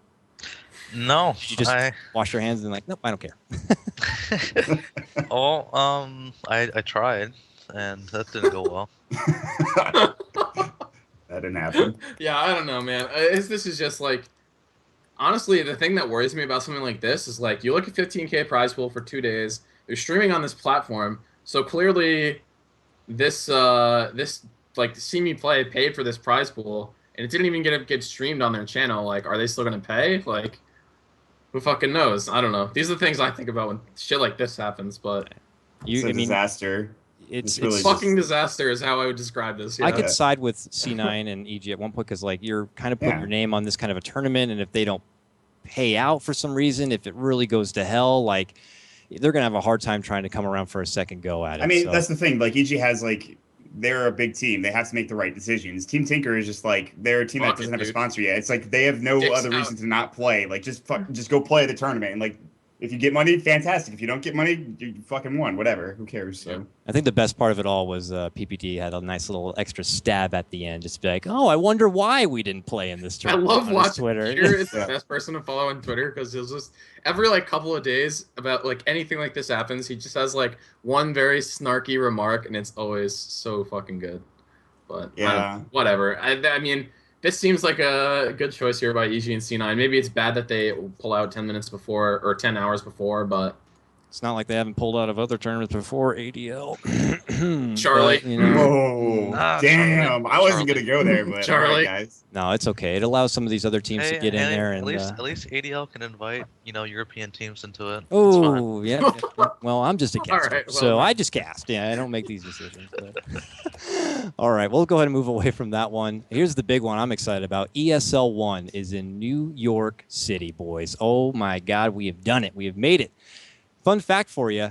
MMA, mixed martial arts, is still illegal in New York City. So there's going to be Dota in New York City before even mixed martial arts, which many would consider more of a competitive sport that's seen all over the world. But there's going to be Dota right down the street from me.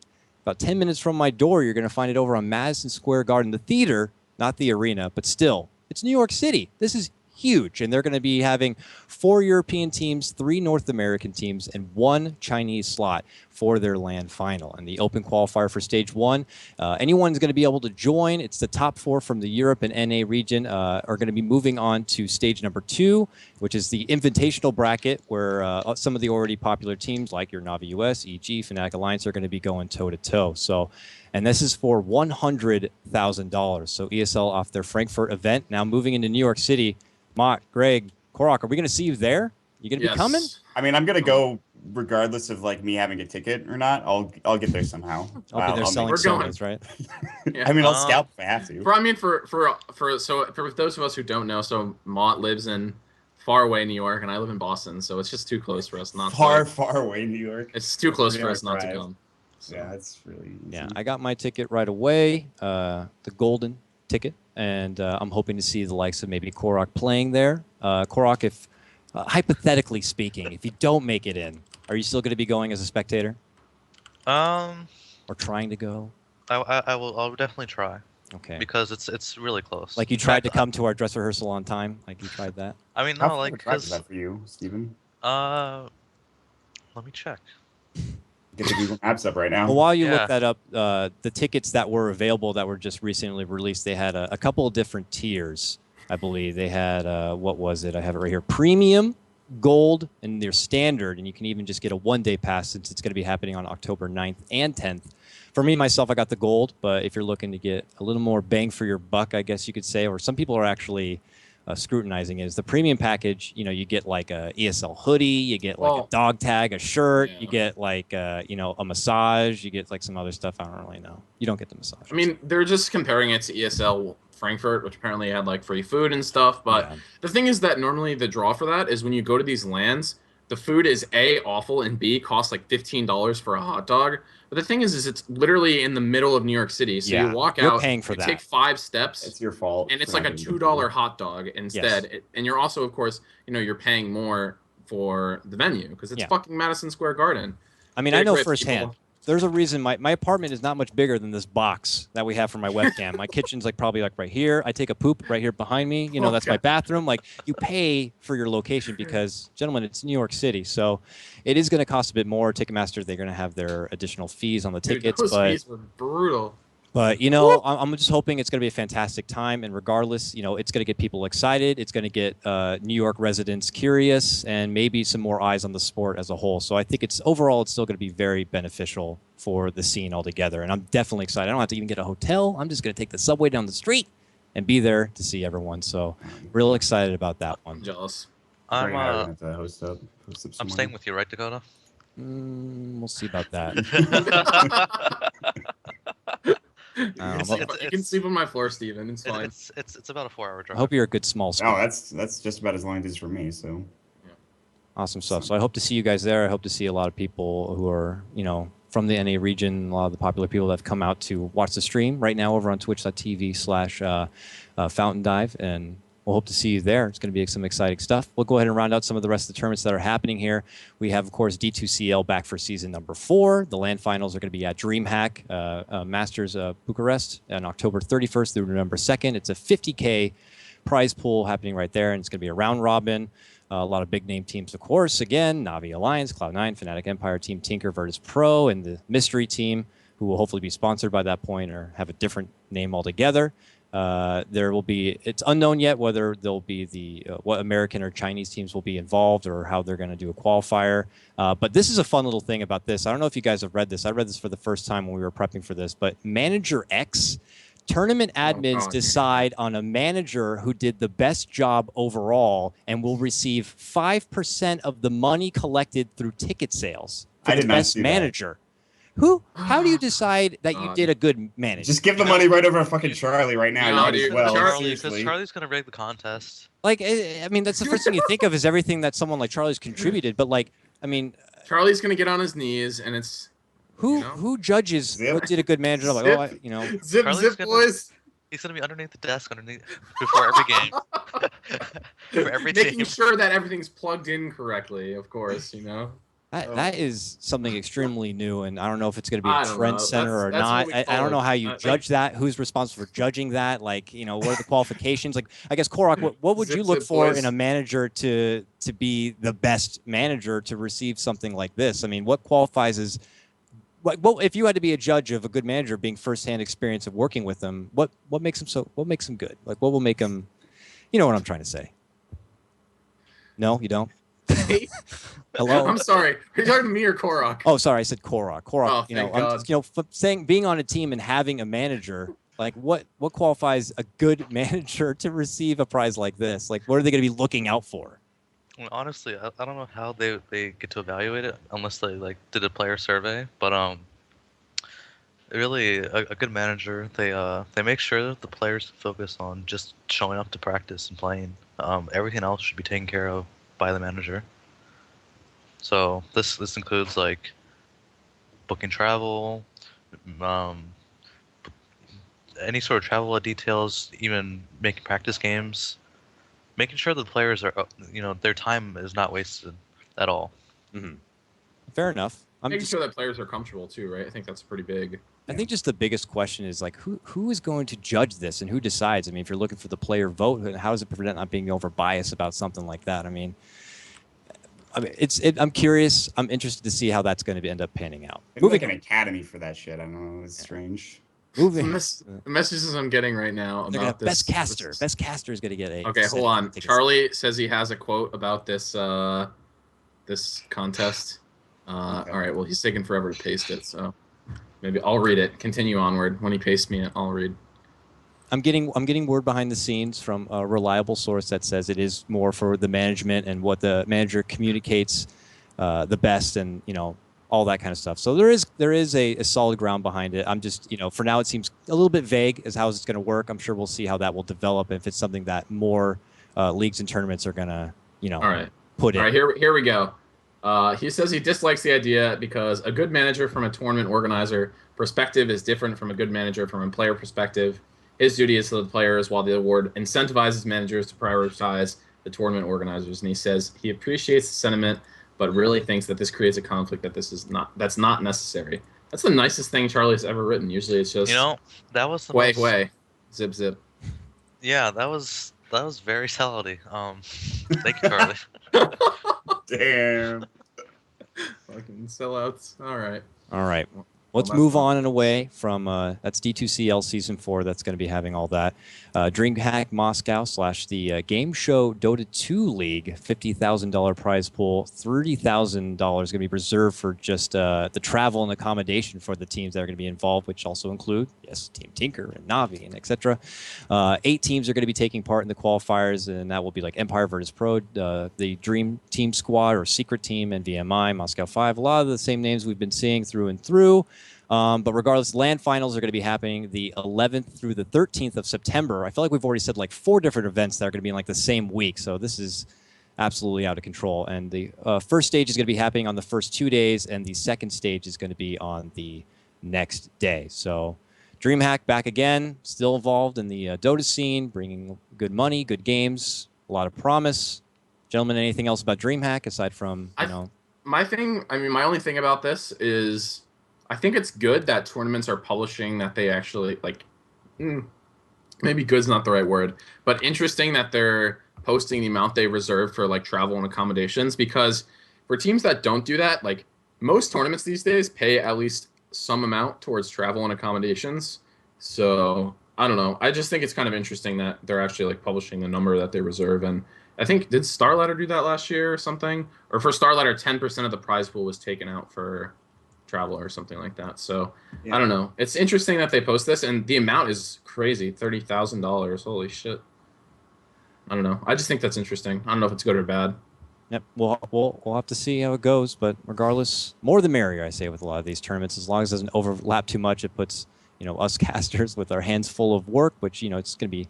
Can't really complain about that, I guess. And the players are going to be all over the place trying to work with the travel. We saw a bit of that in the last season of Dota when they were trying to move from tournament to tournament and try to schedule things. So, I would imagine that a lot of them also going to be butting heads. We've already seen a lot of schedule changes due to conflicts and stuff like that. I mean, we're doing the Canada Cup, which runs the same time as we play, and you got all this other stuff happening. It's a nonstop list, it feels like. One of the last ones we'll talk about here, though, is the MSI Beat It, or MSI Beat It Off, I guess you could say. 8 teams. I'm kidding. I was waiting for you to make it. Just got gurged, dude. Whatever. Get gurged. 8 teams to go to the LAN finals, 8 separate regions and qualifiers. Only 1 from each region can go. So just 1 best team from each region. That's an interesting setup right there.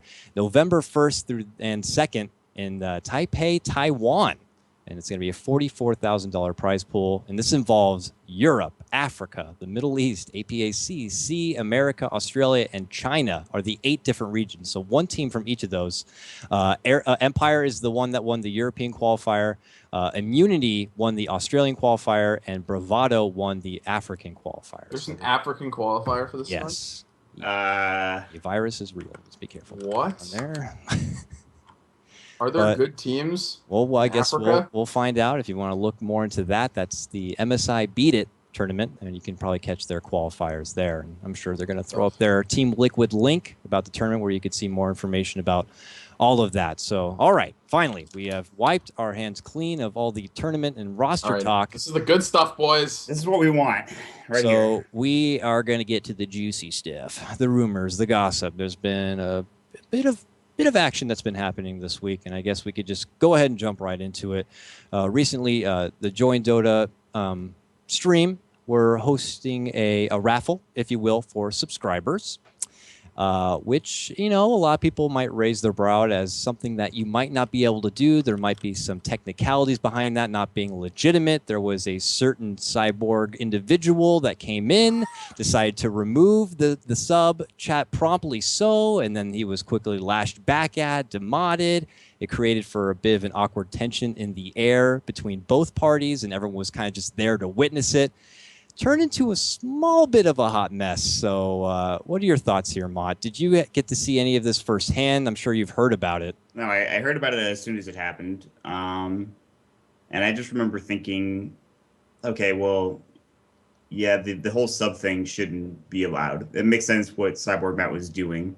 And it makes sense that he was doing the right thing, I think. Basically, so I guess we should explain. The reason behind that is Twitch is based in California, and by entering a contest where there's qualifications where you had to pay money, it's considered gambling. So it's illegal because it's impossible to verify who's gambling, and California has really strict laws about things like that. So technically it's illegal, so he unsubmoded it, and well, Toby was not very happy about that. Legally, it makes sense. I think. As far as the way he acted afterwards, I don't. Obviously, he didn't deserve to get banned. But other than that, I mean, he posted some interesting things, which I don't know if you read them yet, but yeah, they went I'll back and read forth them. a bit, and of course, once you put something out there on the internet, someone's going to get a hold of it. You could try to edit afterward all you want, but it's been put out there. So, you know, people were getting pretty hot-headed about how it went down. I don't know if you want me to go into the exact details. They're going to be out there, but it went pretty back and forth. So I definitely feel like it could have been handled a little bit better. I mean, you know, Subormat could have been right about, you know, you're technically not supposed to use the subs and stuff, but it was pretty back and forth, and I wasn't even there, but it seemed to escalate. It escalated pretty quickly. Korok, did you know or hear about any of this or any sort of input from your side? Yeah, I think it's kind of hilarious because oh my god, the screenshots on the stream. Yes. Oh, All right. God. Anyway, I mean, as far as Toby, the stuff that Cyborg Matt said about him was completely unrelated to the giveaway, so the response was unwarranted. But what he did was, you know, it was right in the first place. You're not supposed to do that ever. Even when you get partnership, they say do not do giveaways for your subscribers because it's not allowed. But the response was really childish. You know, it's been said also in the defensive side of Join Dota when looking over the technical aspect for Twitch and what the rules are. There are, I guess, supposedly no actual rules put out there as far as how you run your own giveaways. You're actually responsible for any giveaways on your own and under your own local laws. So it's definitely a gray area, maybe something that should be refined in the Twitch rulebook, make it more clear for other streams to do so we don't run into these dramatic events down the road. So hopefully this could be a learning lesson for all parties involved and not looking to get too out of hand too quickly. I'm trying my best here to be unbiased towards any sort of side. All right, well, I'll be biased. Weird... I'll be biased. Here we go. So, Matt, I mean, his response was pretty unwarranted by saying, go fill your Twitter feed with some creepy photos, which, you know, I have to say is not exactly an unpopular opinion. You know, pretty much everyone flames the shit out of Toby because his Twitter is, you know, mostly half-naked anime girls or cosplays. So I mean, that's not necessarily. I mean, I think the only reason it's bad is because he's popular. I think. Yeah, I mean, you can do whatever you want. It's just, I mean, he's just saying what he thinks, and well, the rest of the posts got pretty ugly.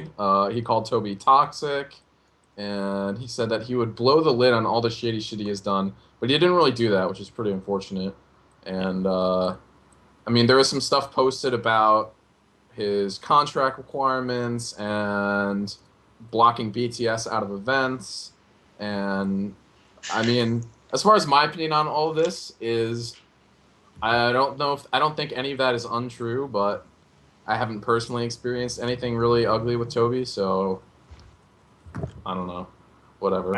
I've never had like a bad experience really with Toby, so I'm gonna be can't really flame him personally, I guess. Exactly.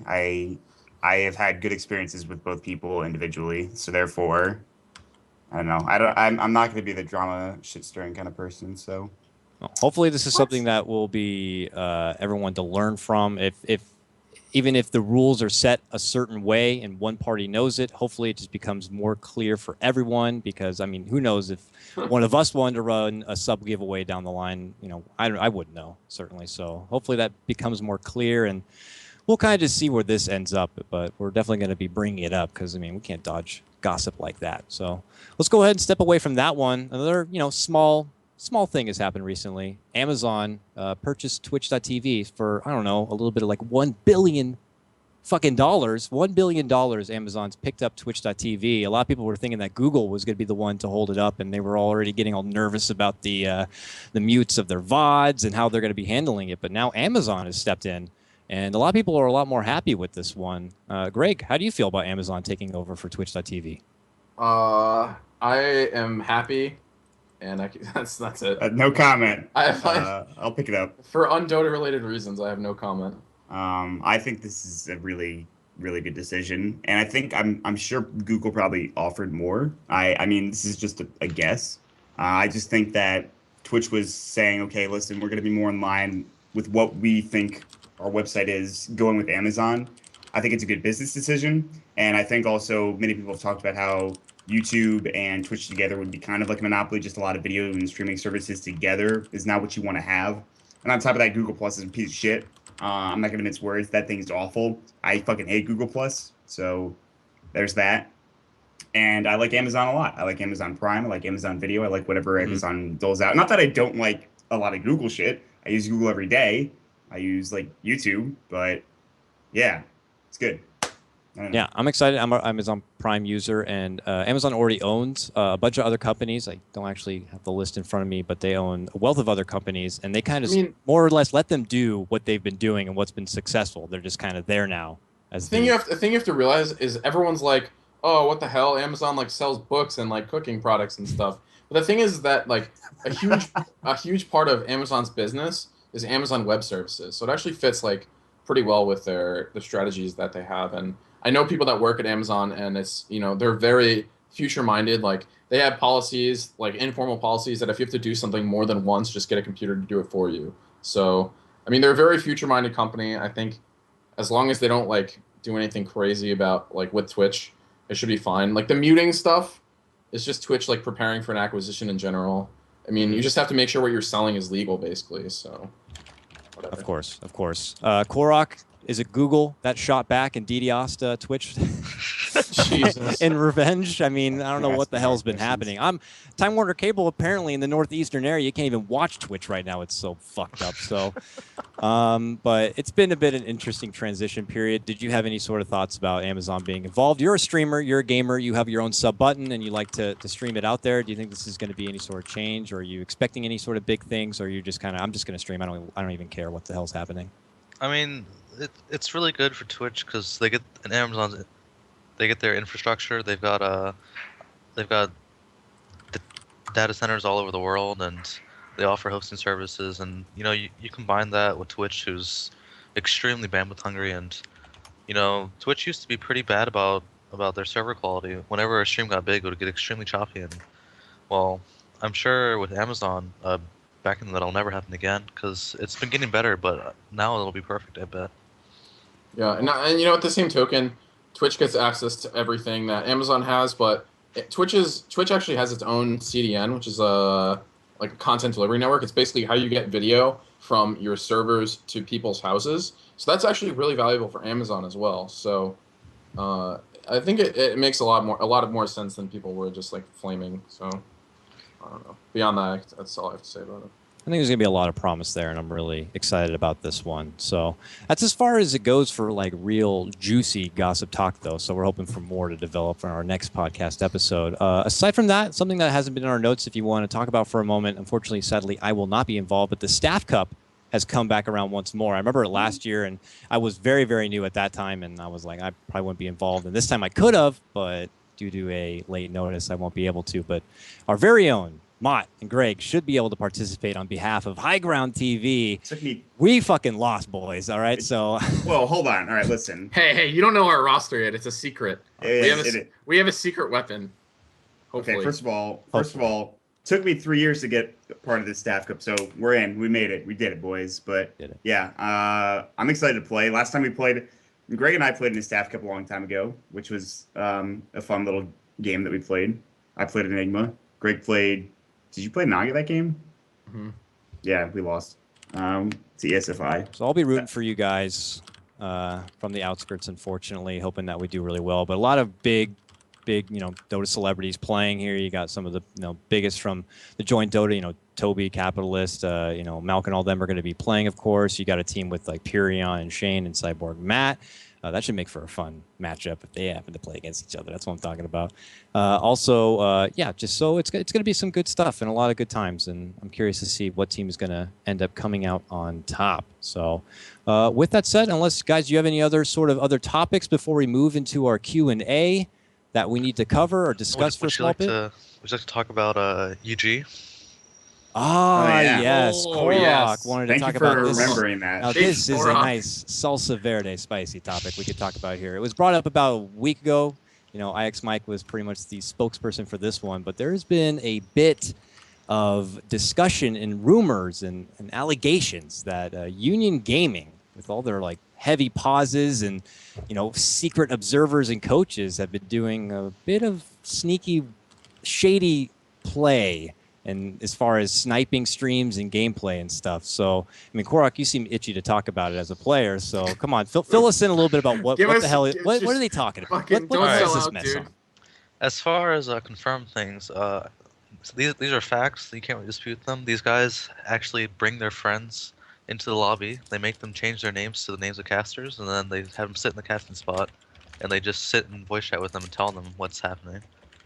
And the other thing is they always pause for multiple times a game for several minutes. I guess it's to have the stream catch up, and so they can look at certain things. And I mean, I bet some of them are legitimate pauses, but it's too convenient to happen every single game.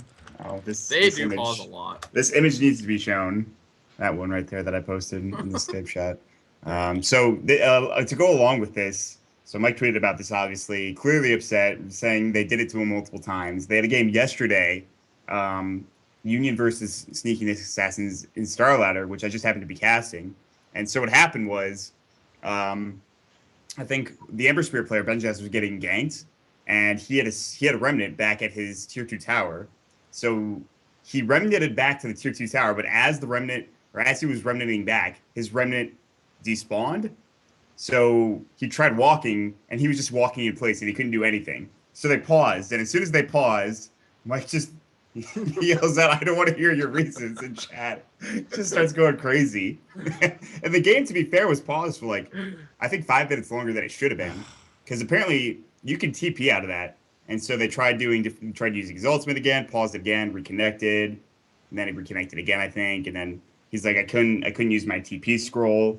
And for whatever reason, he couldn't use the TP scroll, so they had to share control, and then they TP'd. So you could argue, I mean, there was one thing that was clear. It was clearly a bug, but, shouldn't have been paused Whether that they long. took advantage of the Exactly, bug yeah. to perhaps watch the stream catch up is for you to decide. Yes. Yeah, there's no real hard evidence, obviously, as far as confirming this is what they're doing. We only can theory craft about it. I know firsthand casting them. They're a team that loves to call the timeout. They love to They pause. fucking pause a lot. They like to pause, and as casters, we don't like pauses. Yeah, I just want the pauses. game to keep going, please. So it's a bit shady. They could be just working with potato internet or something like that. So it's hard to really, we're just pointing fingers at this point. There's no true evidence. So Do you have any not confirmed things you'd like to share with us, Steven, or is that pretty much it? Not confirmed, I guess. Or can you, or just have you had any sketchy experiences where suddenly your whole map was dewarded? Oh, in our match against them, I was told by Fogged that there's a very, very, very good chance that they looked at the stream to get ward spots because our map was dark the entire game, and he said he put them in very random spots sometimes, and they still countered the wards. I believe that. I believe it.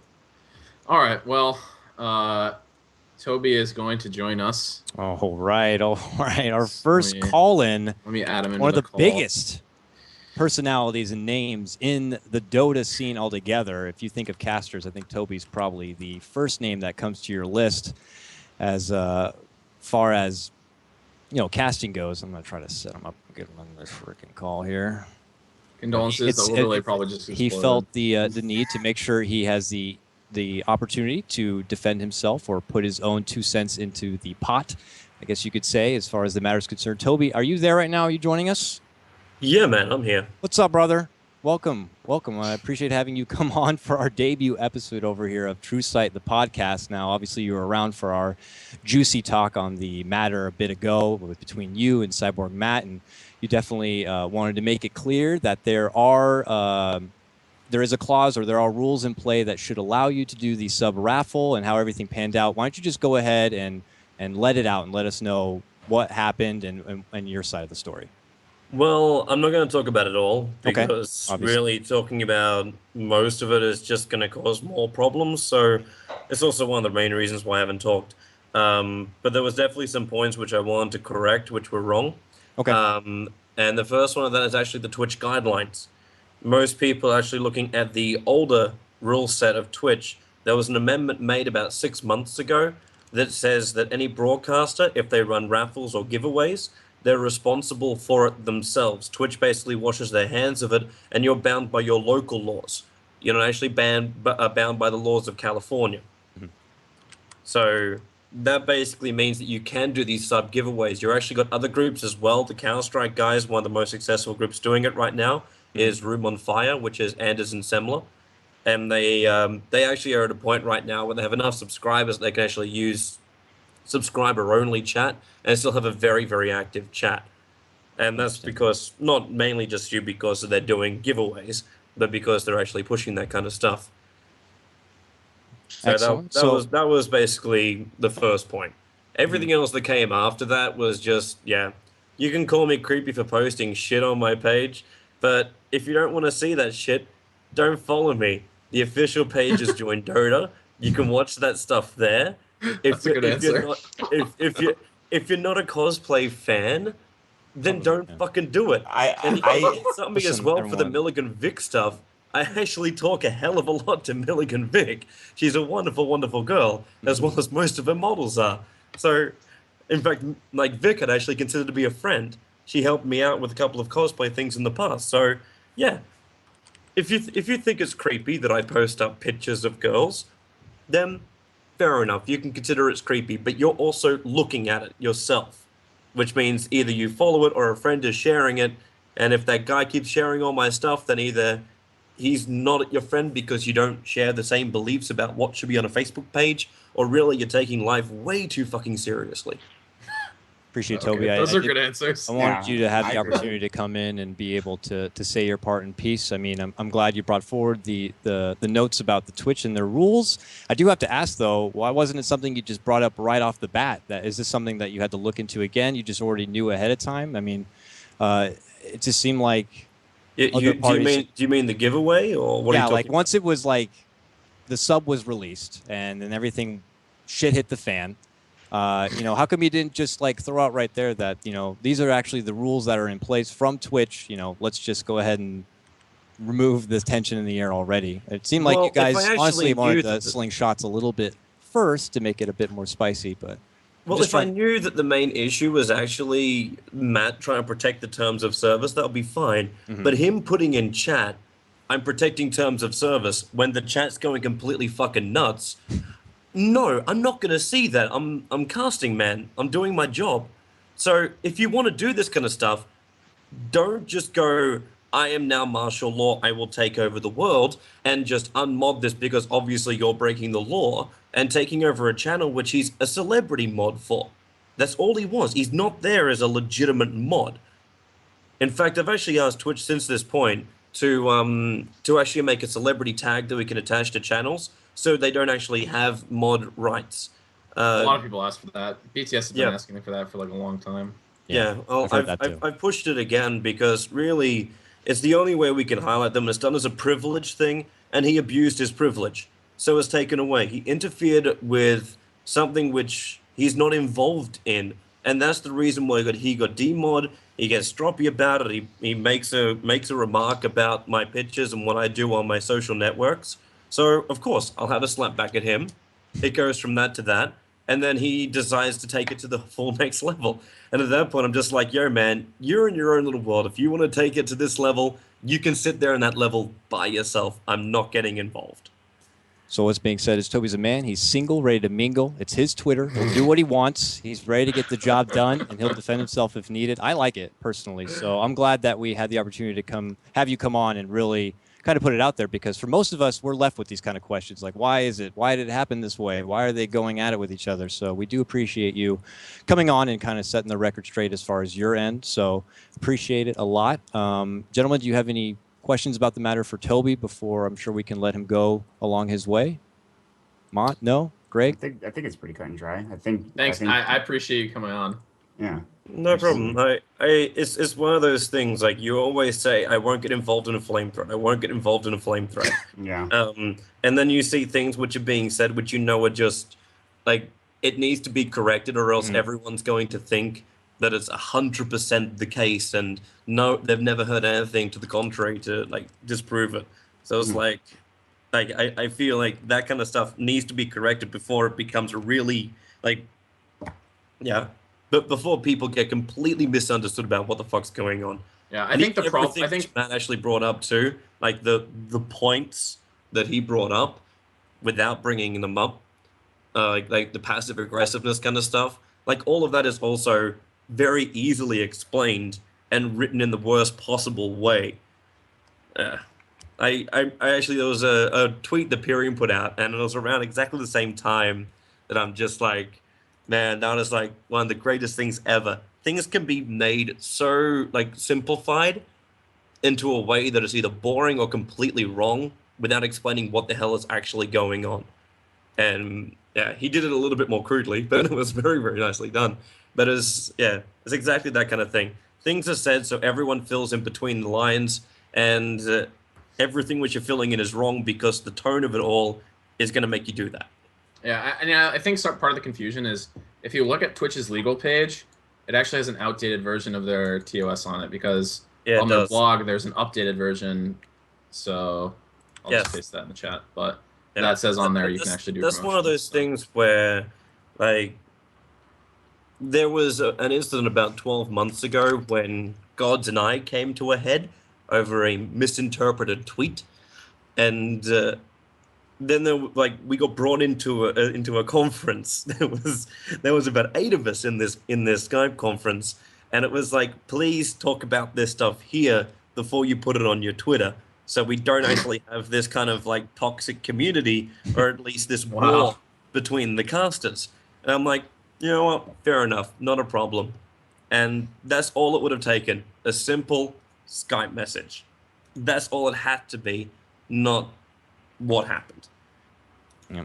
Some people, though, I guess they can get a little hot-headed, and they just got to get their emotions and vent out there, and that can lead to a problem. And we already know well that the community, they love their drama. They will eat it up if they have the opportunity. It will go out of hand way too quick. So, unfortunately, that just kind of comes with the popularity of the scene in general, I suppose. So, I mean, with that said, do you have any final notes, Toby, about the matter? Like I said, we appreciate you being able to come on and say your part and give an insight. I mean, you're welcome to hang out for our Q&A session if you want, but wanted to be able to also give you the freedom to step away if you'd like, as I'd imagine.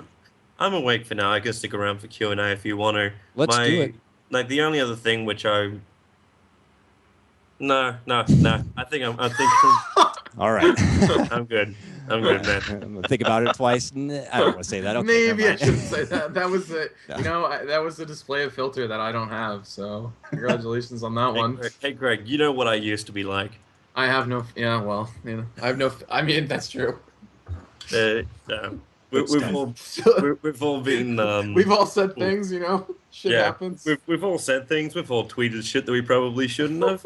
We've all like had some public social wars that we look back in the time and go, I should learn from that. Then you do it again, and you say, I really should have fucking learned from that. Yeah, well. that was me 2 years ago. Not The now. attention, I love it. But No. The attention you think is fucking good at the very, very start of it, and then you realize this is the wrong type of attention. There is such thing as bad publicity. Of course. So we'll be extra careful about that one. Wise words from Toby. Watch what you say and do, especially in your social media fronts. So with that said, let's finally get into the Q&A. We got to start wrapping this thing up. So this is a Q&A session that was coming from you, the public, the viewers, people who are coming by our Reddit thread, posting up questions. I left the job to Maut and Greg to be able to find the questions that are going to be asked here. This could be for any of us. This could be for Korok. It could be now for Toby, I suppose, if you'd like to ask him a question. And of course, maybe about fountaindive.com, the new website that's come out that us at High Ground and this whole podcast is going to be working with here. So let's go ahead and throw things over. Maut, you want to go ahead and be the first guy to answer the question? This question's for Korok, and I thought this was a nice question, just pretty standard stuff. And it's interesting. What would Korok rather have in a pub? A group of 4 3K players who will listen to his instructions and play as a team, or 4 4K players who do whatever they want? I'm interested to hear your response, Korok.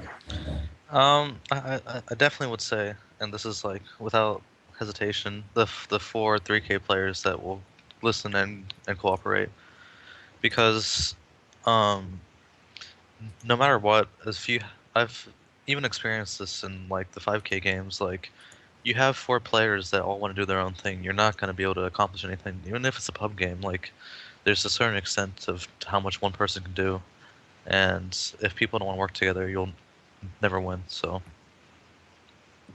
God knows that you've carried us just by telling us what to do in different Dota games. So Yeah, I mean, I'll just tell you to come follow me, and we'll go kill things, and it works just out. you're like, hey, can we fight now? Just like run at people. All right, let's Run do at it. them. That's All like right. that's what I enjoyed playing with you the most. Just like you just like to run at people, man. That's just the best part of Dota. That's fun. All right, I have a question. This can actually be for everyone, I think. Specifically, I think it was aimed at Korok, but essentially the question is, what are your thoughts on in-house leagues and how they affect NA Dota, but we can expand that to all Dota, and how do you feel about the implementation of ranked matchmaking? Oh boy. You can start though, Korok. Sorry. Okay. I don't think ranked matchmaking really impacts the in-house leagues. Of course, the popularity goes down, but the players who enjoyed in-house leagues for what they provided, they keep playing it. And NEL, I guess it's the only big one up right now. It was booming for a while, but it has its periods of lots of activity, and like it's almost dead.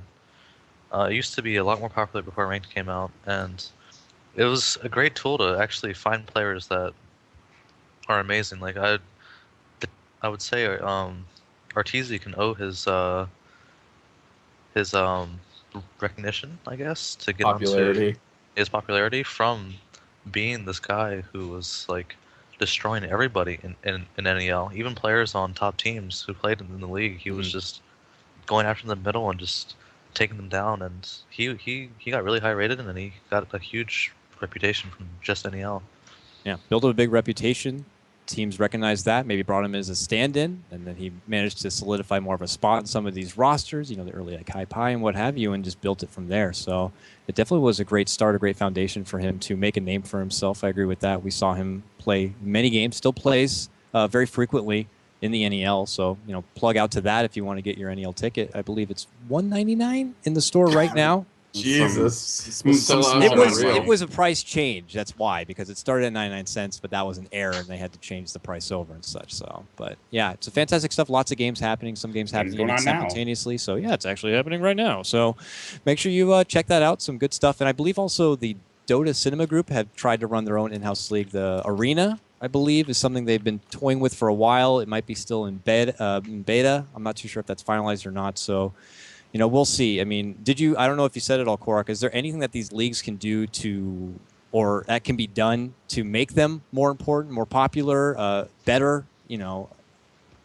There needs to be an incentive for the players to play. If they all they offer is just like a chat channel and a ranking system, like that can be like prize pools, or maybe like, you know, team tournaments where you have to have a certain amount of games to enter, and then that has a prize pool. I mean, people will go nuts over small prize pools. It's kind of ridiculous. Like if you put down $500 for first place, and you suddenly get like, you go from 2 teams to 8, and you actually have a tournament. So yeah. Fair enough. I have a question from the chat for Toby from Monster Red Bull. Toby, what are your expectations of Vici Gaming? And that's Black, Ice, Super, Fenrir, and FY.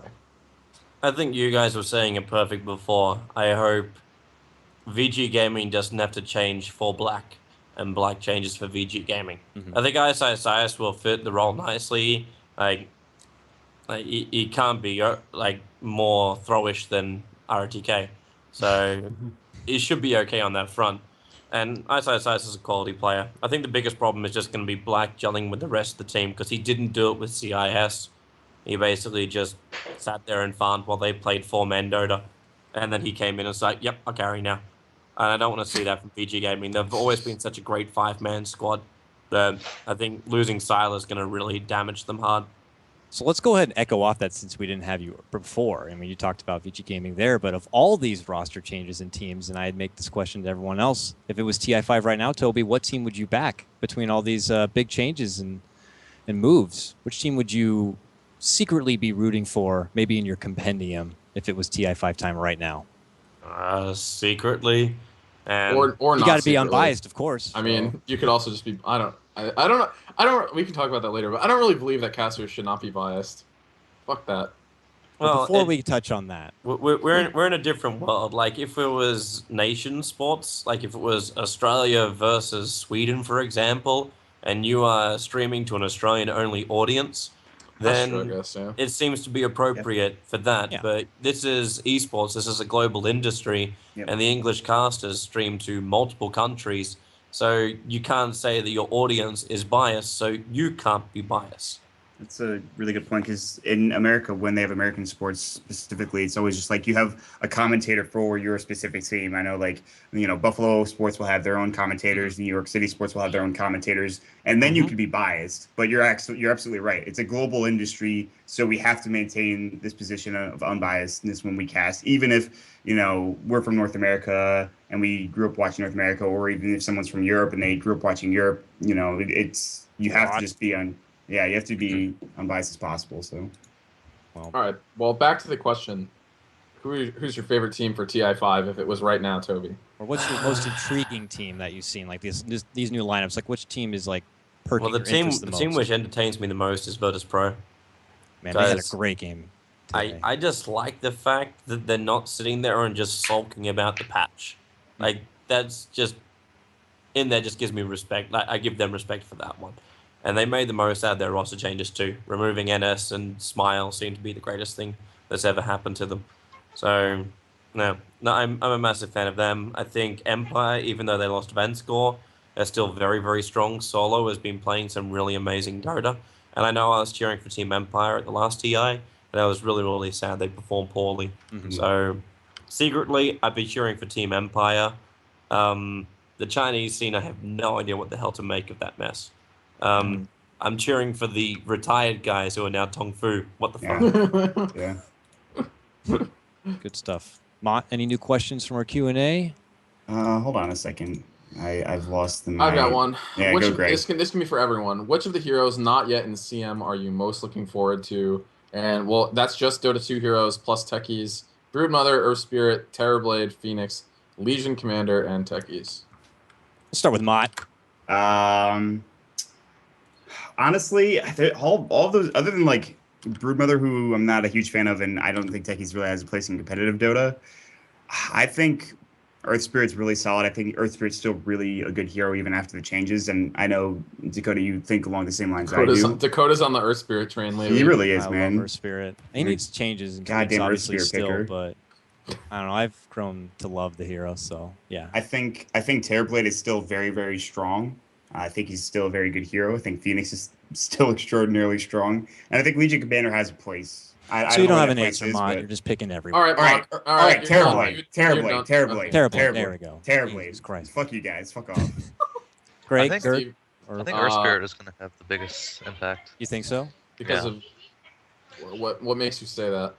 Well, even though like they made it a bit harder for him to just control the entire game, it's still pretty easy. He's got that gigantic silence. He can throw out his like 1500 range stun or however long that is, and he pulls his teammates. Actually, that's actually Pull is fucking insane. It's a free that's force the staff. biggest deal. You can pull your teammates so far. It's Or like kick you, 'em. yeah, or you can kick them. And Which I do a lot. and the ulti that you get solo kills on anyone. So I mean, it's a really deadly hero. And, What do you think he gets lanes in competitive Dota? honestly, he could probably go off lane. That's what I thought. Yeah. I think that'd be the best place, but I'm sure he could be in other positions. Okay. Fair enough. Toby, Say what? the hero's not in CM. What are you most looking forward to? None. Not a fan of any of those heroes. No Are Legion you Commander. talking No about Earth Spirit? heroes which haven't been added to the game yet, or just No, which heroes were not in added? CM. So Broodmother, Earth Spirit, Terrorblade, Phoenix, LC, and techies. They can all burn in hell. No new Dota. No, that's No a- new Phoenix Dota. is a No. piece of This shit. is my Earth Dota. Spirit, Earth Spirit isn't even Dota. The only thing which I would support is techies, but hey, I'm still not seeing him actually inside the game properly yet. So I don't have him yet. All right, fair enough. Greg, did you say your own personal one? I don't think. For me, I think it would be most likely Terrorblade. I really like split pushing heroes, so You're disgusting. Wow, you're an awful person. Not really, I, but I play Naga, dude. I like split no, pushing. that's yeah. I mean, That's that makes sense. absolutely zero respect. Wow, You don't respect the horrible. Gurg, dude. What the fuck, man? Not if the Gurg's playing Naga, man. I can't get behind that. Ugh. I have a question for you here, Korok. It is, what's the hardest thing to do while playing at LANs? Hardest thing to do while playing. Okay. There's definitely a lot more pressure, and you get instant feedback to anything you do. I can remember like my first major LAN I played at was this Dota 1 at ESWC. I was playing. I was standing in for Nirvana, and I have eHome sitting behind me, and this is when eHome was like undisputed best in the world, and they're watching me play